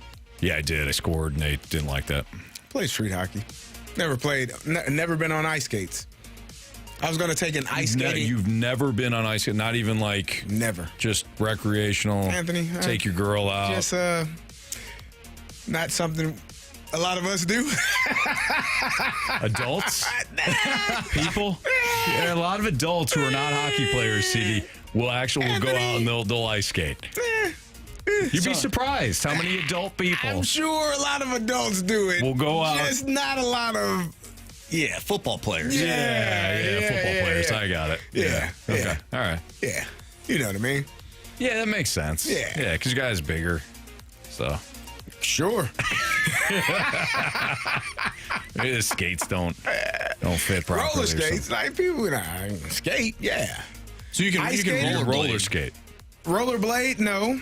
The skating, I'm okay. So you need the four wheels, two in front, two in the back, not the four. Four in line, nah. Inline roller? Yeah, no.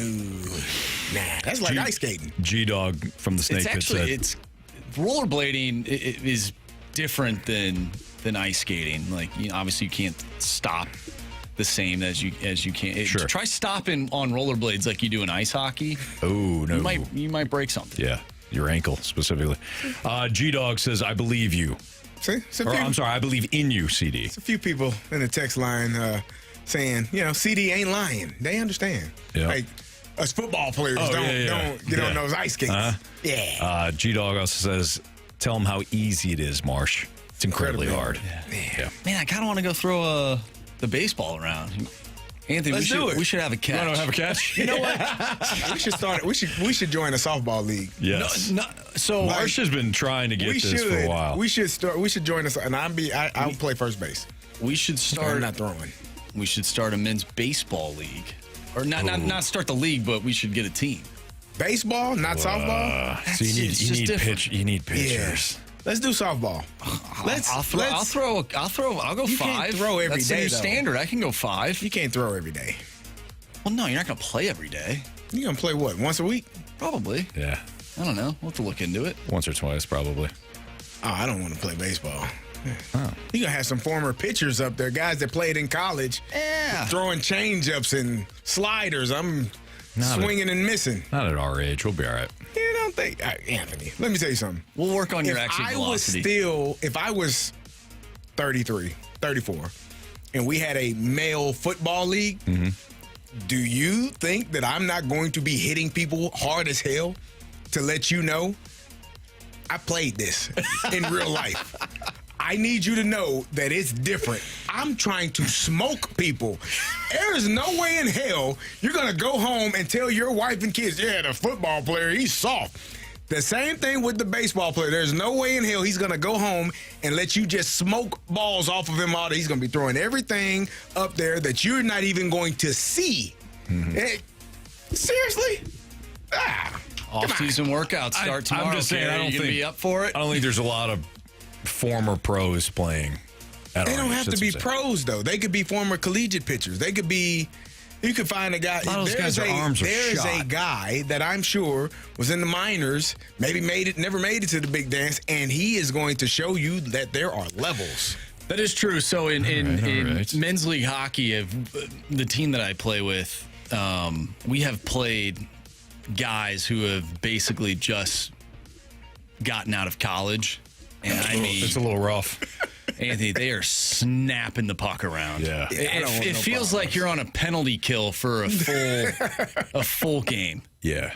And they're good. And then you get the puck out, you're like, nah, man, what an accomplishment.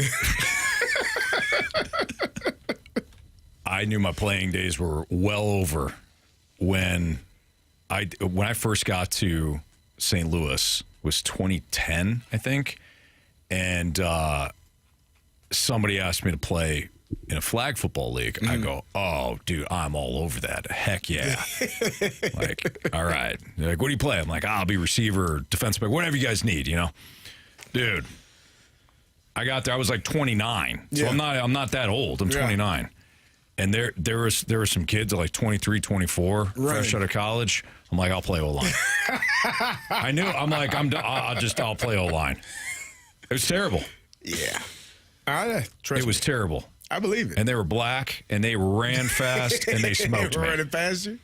I gave them 10, 15-yard cushion. I'm done. Still running past Still running past you. me. You got to open up and run sooner. They were putting moves on moves. It was bad, man. Yeah. I'm like, I'll play O-line. I don't have those. Plus, I was hungover, which was bad, too. Means you're drunk. Yeah. Exactly. Well, no, it means I was drunk yesterday. Yeah. All right. I don't know how we got to all that. I really don't. Well, you got a texter here says, as a former D1 college pitcher, I'm 32 and still playing the men's league every weekend. He might not be throwing gas. He's throwing the kitchen sink. But he's going to throw something that is going to make your eyes pop out of your head. But he's 32. My comment was to us. We're in our early 40s. You don't think he's going to be in the same league as us? No. Anthony, you're damn well sure he We're is. in 40 and older leagues. That's it. Okay. That's all we play. Well, Marshy can't play No, I can't play. What am I, Billy Haywood, managing your team? You'll take stats. No, we got to do the softball. You play softball Play softball. I'll take the stats, and we'll know what the BHBBHH is. There you go. Also known as hard hit rate, as the Snake Pit pointed out earlier. All right, our Sports Six Pack is next. 314-399-9646. Part 1. Send in your questions there. We'll do the Sports Six Pack next. The Fast Line.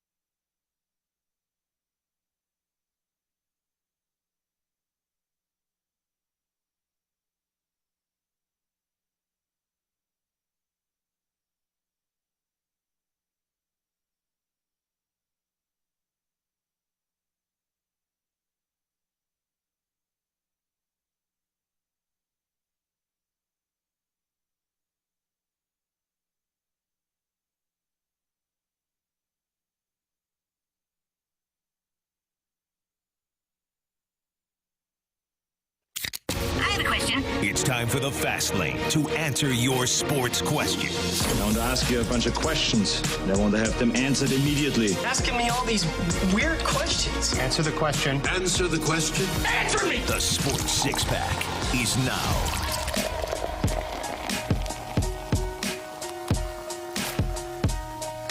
It's Fastlane on 101 ESPN. Our Sports Six-Pack Part 1 is right now. 314-399-9646. The Air Comfort Service text line. What's that, CD? I'm reading some of these texts we didn't get to, but there are a lot of people saying we play in the men's 40 and over league, and they're still getting it up around mid-80s. Oh, I believe it. I do. I believe it. I'm just saying. Yeah. You know. Count me out, dog. That's a no for me, dog. Okay. Tanisha's got a great question from the Snake Pitch. Want me to read that off? Absolutely. Question number 1. So Tanisha says at 101 ESPN, if you could have witnessed any historical football game in person, which one would it be? That would be Super Bowl 43, Anthony. I wish, it was so amazing watching Santonio Holmes catch that ball in the back of the end zone, just seeing it happen. Than the one you played in. Oh. Sorry.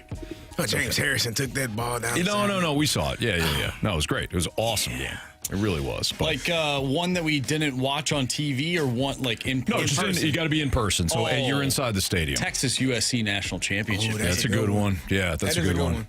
On a personal note, sorry, Marshy, but you weren't a Vikings fan then. The 1998 NFC Championship game in the Metrodome when the 14.5-point dog Falcons went in there and pulled off the greatest upset in NFL history. Wasn't a Vikings fan at that point. So I'm glad you enjoyed that. Opening drive, Jamal Anderson did the dirty bird. Yeah. Morton Anderson, game-winning field goal in overtime. I would say, man, the Immaculate Reception is the one that keeps popping into my head. I don't know if that's it's just a spectacular moment. Like, and every time, if you've ever been to Pittsburgh, I don't know if it's still there now, but they had like a statue of Franco catching the ball. Yeah. Right when you get on the escalator to go downstairs to catch the tram to wherever you go on the baggage claim. It's pretty cool. So for me, that's because I would always see it. I was like, man, I wish I'd have been able to see that in person. It's a good one. Yeah. Okay. Yeah. Marsh, you named the greatest college football game. Yeah. And ever? Texas USC? National title? That was a great one. That was back and forth. There's another game, and I'm not a fan of either of these two college programs, but I believe, not Eric Davis, Chris Davis. Carey? That's Carey, yeah. Yeah. Chris Davis. My cousin. The kick six. Mm-hmm. Oh, the Auburn game? Yeah. Auburn's going to win the football game. Auburn's going to win the football game. That would have been nuts to be at. Yeah. That's a good one. Yeah. Not if you're an Alabama fan, but yeah. No. Not at all. G-Dog says, I'll be the homer that says the 99 Super Bowl. I was going to say that one, too. Mm-hmm. I think, was I at the, no, I wasn't at that game. The Ricky Prohl catch. I feel like I was. The Tampa game? Yeah. I don't remember. My brain works weird, so I don't know. What was the best game that we attended, Carey? As a member of the media.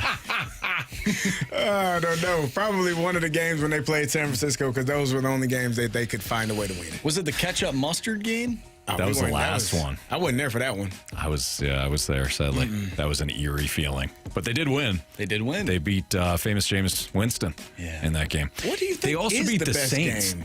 Remember when they beat Drew Brees and the Saints? What year was that? I can't remember what year it was, but we were definitely pre and post. There were some terrible games. There were more terrible games that I can remember any good games. Dude, you and it was bad, man. You, Michael Young, me, were at we're on remote for one of the post games, like in a bar. Yeah. And it was right after another loss, and we're like, how? Can we drink? What do you want from us, man? Can we drink on air? Can we do that? How do you expect us to spin this crap? Yeah, not great. That was heartbreaking. That was disappointing for those guys, because they had some good players, some good talent on some of those teams. They did, yeah. So you were there the final season. Yes. You remember when the Rams beat the Seahawks in overtime on defense. It was one of the first games of the season in their final year. Final year at the Dome? Yep. At the Dome. They won in overtime. Seattle had the ball last. I think the Rams, they had to kicked the field goal. Okay. And then they won on defense? And then they won on defense. And I thought, I'm like, hey, this is going to propel us to stay in St. Louis. Sure. Yeah, that was the thought. Yeah. I don't remember that game. I'll be honest. What was the game? The one game I remember, I can't remember his name. The tight end that came over from Tennessee. Jared Cook. He scored that big touchdown. Did he score or did he get He the had fumble? two touchdowns. He could have had another, but he fumbled going into the end zone. And they lost that game, didn't they? I think they won that one. That was like one of the first. That was like his first game. Yeah, I think. that the season opener. I think it was the season opener. It was his first game, the one game, and we thought this guy is going to be unbelievable. This Jared Cook is going to be incredible. Yeah. Nah. There was another game. It was 2011. I just looked it up. I thought the team was going to be good, and man, was I wrong. But week 1, I'm like, okay, maybe we got something here. We're playing the Philadelphia Eagles. Mm-hmm. And Steven Jackson, first play from the line of scrimmage, just ripped off a run to the end zone for a touchdown. And I'm like, this is it. This is it, man. We're back. Yeah. We're back. And were you? No. Yeah. No. Okay. No. That was the Arizona Cardinals, 2013. They beat the Cardinals 27-24. Jared Cook had that really good game, and I was like, okay, they might be onto something. This is it for them. And they went 7-9. Okay. Yeah. Well, that was the year, though, they almost made the playoffs. 7-9, right? Who's keeping track? Yeah, because Seattle ended up ending the season 7-9. And they made the playoffs and then got the Marshawn Lynch game. Beast mode. That was the season. Was it not? That was 2010. That was Sam Bradford's first year. He was a rookie. Well, that would make sense why I was so high on the team in 2011. Yes. Because they almost made the playoffs. Yeah, Sam Bradford in 2010, for his rookie year, the Rams went to Seattle. You guys. They lost. Well, you're not a part of the team. He was. I wasn't there until 2011. 2011 was my first season. 2012 was the first season I was a broadcaster. 2013 was the first year for me. But yeah, so that was the first game. Jared Cook, 7 catches. You're right. 10 targets, 141 yards, 2 touchdowns. Could have had another one. Went off. You know, going into the end zone, he got popped. You know who the OC was for that team? Brian Schottenheimer. There you go.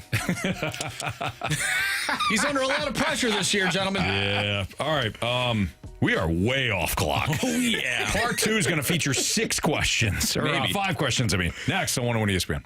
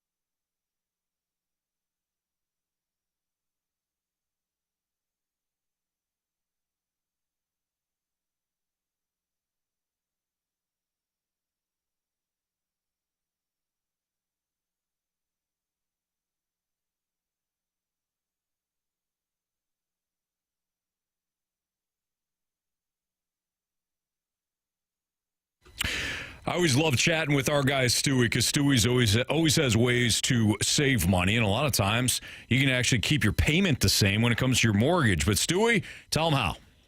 You know what, Anthony? It's not always about cash flow, saving a little bit of money every month. Sometimes it's about saving money as a whole.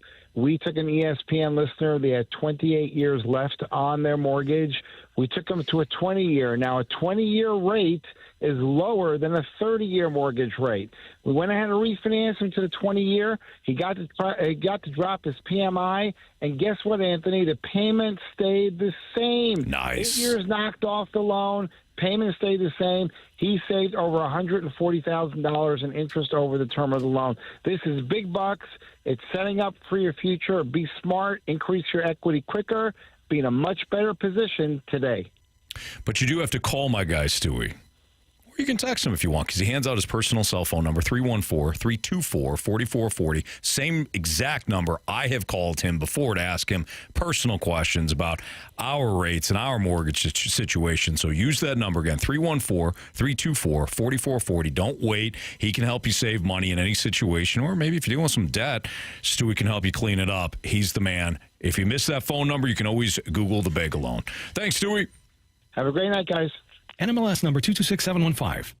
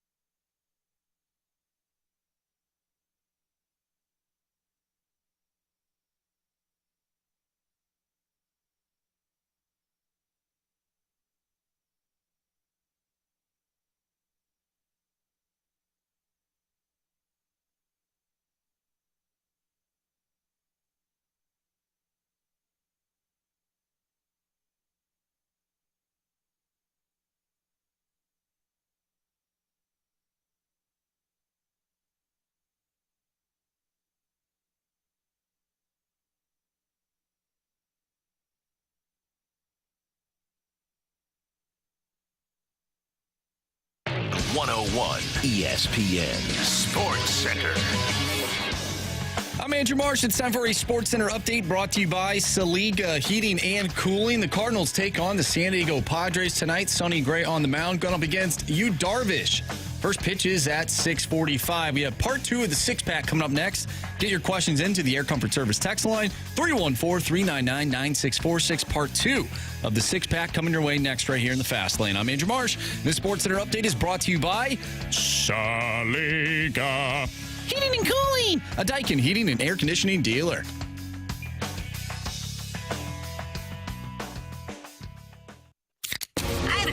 It's time for the Fast Lane to answer your sports questions. I want to ask you a bunch of questions. I want to have them answered immediately. Asking me all these weird questions. Answer the question. Answer the question. Answer me! The Sports Six Pack is now. One of the greatest things ever just happened to us in the break. We all realized that August 1st is next Friday. August 1st is next Friday, which means Freedom Friday is tomorrow. Yeah! That's where you can send in any topic that you want to the Air Comfort Service text line, 314-399-9646. Whatever you want. Whatever you want. Freedom Friday tomorrow. Question 2 now, though. We got fly Question number 2. From the 314, hey boys, with Happy Gilmore 2 coming out, what is your all-time favorite sequel? Mine has to be D2 Mighty Ducks. Man, that's a good one. Favorite sequel? I have mine. What's yours? It is Spider-Man 2. With the Sam the Raimi, Dr. Octopus. Okay. Mm-hmm. I got to go with... Actually, one of the best comic book movies ever made, in my opinion. I have to go with, that's a good one, Captain America, the Winter Soldier. Oh, that's a great one, too. Thank you. I have none. I mean, I can... Carey, he ripped the steering wheel. Face off. No. I ripped the his steering face wheel right off. Real quick here, I know we're kind of up against it. I saw something yesterday. If you watch Face Off again, you'll notice that on one of the, I guess it's like a cabinet or some sort of, maybe it's a machine of some sorts. It says engine on it from Jurassic Park. What? Really? Not saying they're part of the same universe, but could have used the same prop. Wow. In that movie. So take a look next time you watch it. It says engine on it and it's the logo from Jurassic Park. I like it. Does it have to be like the second can be What do you got? And then we'll make a ruling. Rocky 4? No. Not the sequel. That's like whatever 4 is. It's 4. Can't do it. Another Toy good Story one. 2. That's a great one. No, Yep. not better than Toy Story 3. Big Al.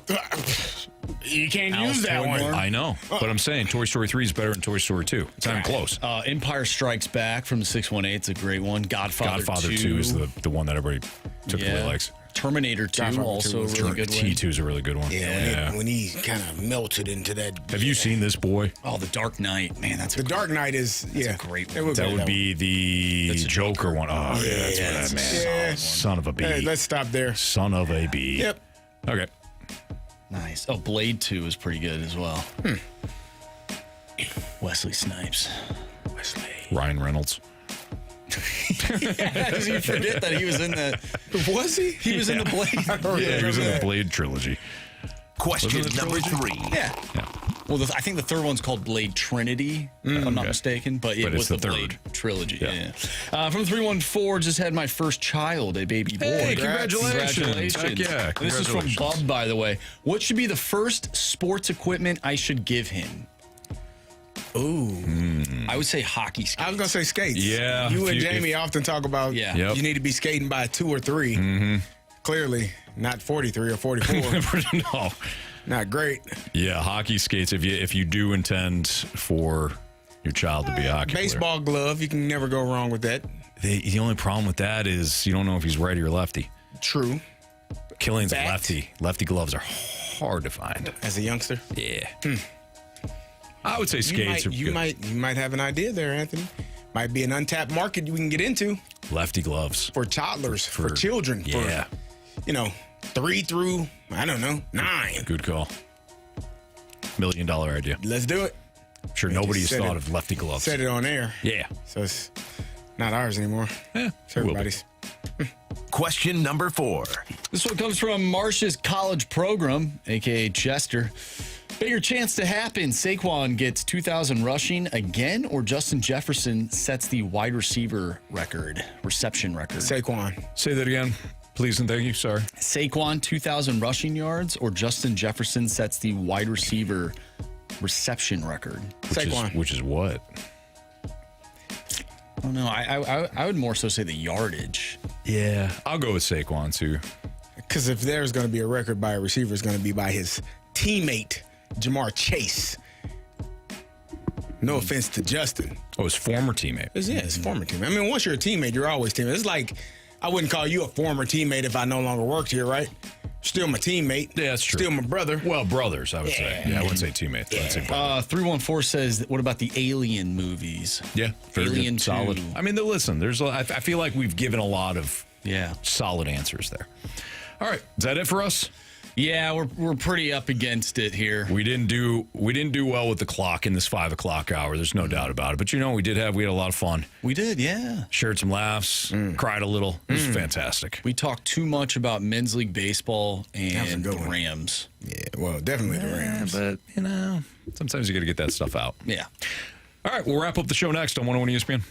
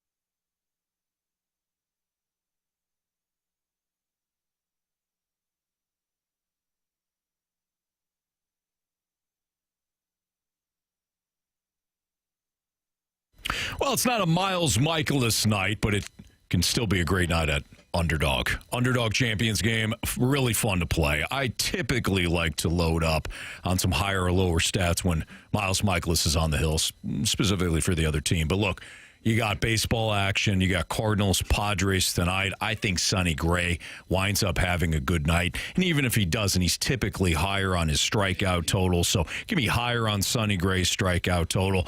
Jordan Walker has been hot. How about we go higher than 0.5 total bases?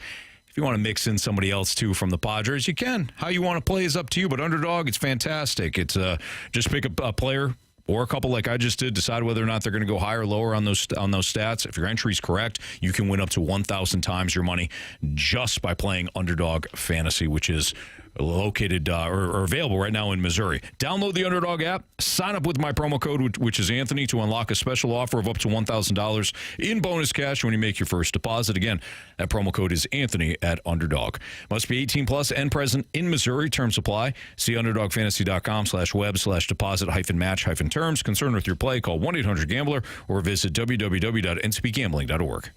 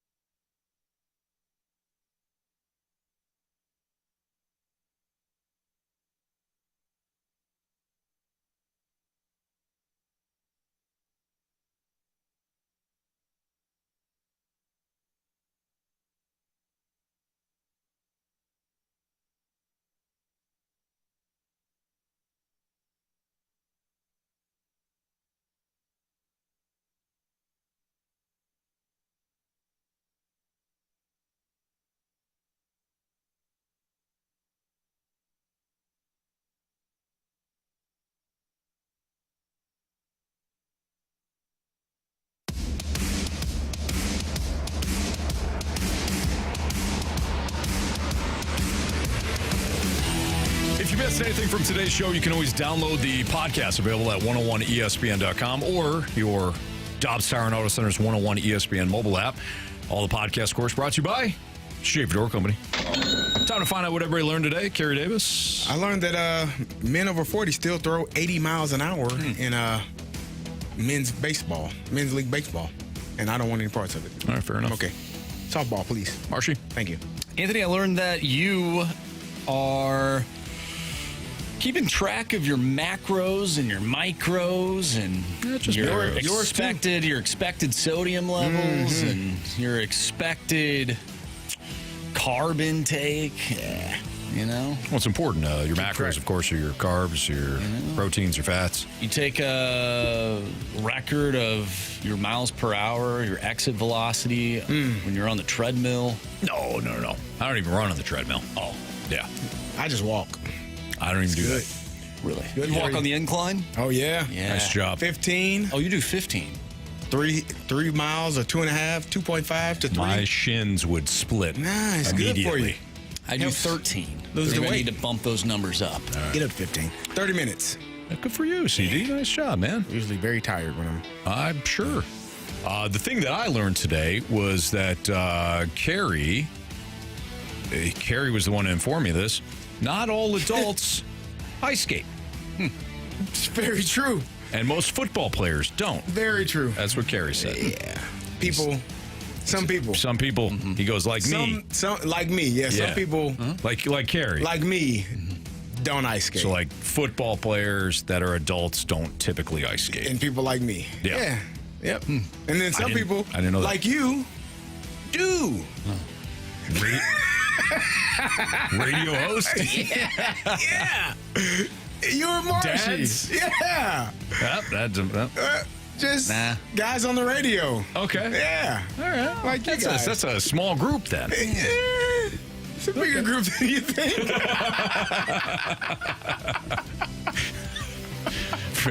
Fair. All right, Marshy. It's time for the Fast Lane's 3 Stars of the Day. Presented by Circus Sports Illinois. Sports betting the way it should be. All right, our third star of the day goes out to Men's League Baseball. Yes. They don't find a softball league. G-Dog says the Kelsey brothers do. They play football. But they also ice skate. Well, they're from Ohio. And they also do radio. Oh, that's right. Yeah. Yeah, G-Dog's right. Yeah, okay. All right. Second star of the day goes out to a guy that you guys don't think is a superstar, but he is the second star in the Fast Lane on July 24th. That's Jose Ramirez. Jose. Yes. If he's playing for the Yankees, everyone would know him. Yeah, probably. Yeah. I don't know. No, definitely. And, of course, our first star of the day goes out to BHBBHH percentage. That is bat hit ball, ball hit hard percentage. That's all that matters in baseball. Also known as hard hit percentage. Well, you call it that. We got our own name and acronym for it. Yeah, you know, I get like it. The BHB, BHH. It's a little bit. It's easier. The rolls off the BFIB. tongue. Rolls off the tongue a little bit easier. Okay, got it. Yeah, that makes sense. Hey, don't forget, tomorrow it's Freedom Friday. Freedom, freedom, freedom, freedom. And all it costs is a topic from you. So if you've been yelling at us, hey, why aren't you guys talking about that? This, you stupid mother fast laners. Tomorrow's for you. Yeah, you steaming pile of garbage. Tomorrow is for you. All right? So Freedom Friday is tomorrow. We look to see you there. For our guy, Jamie Rivers, who's out of surgery. For Andrew Marsh, for Carey Davis, I'm Anthony Stalter. See you.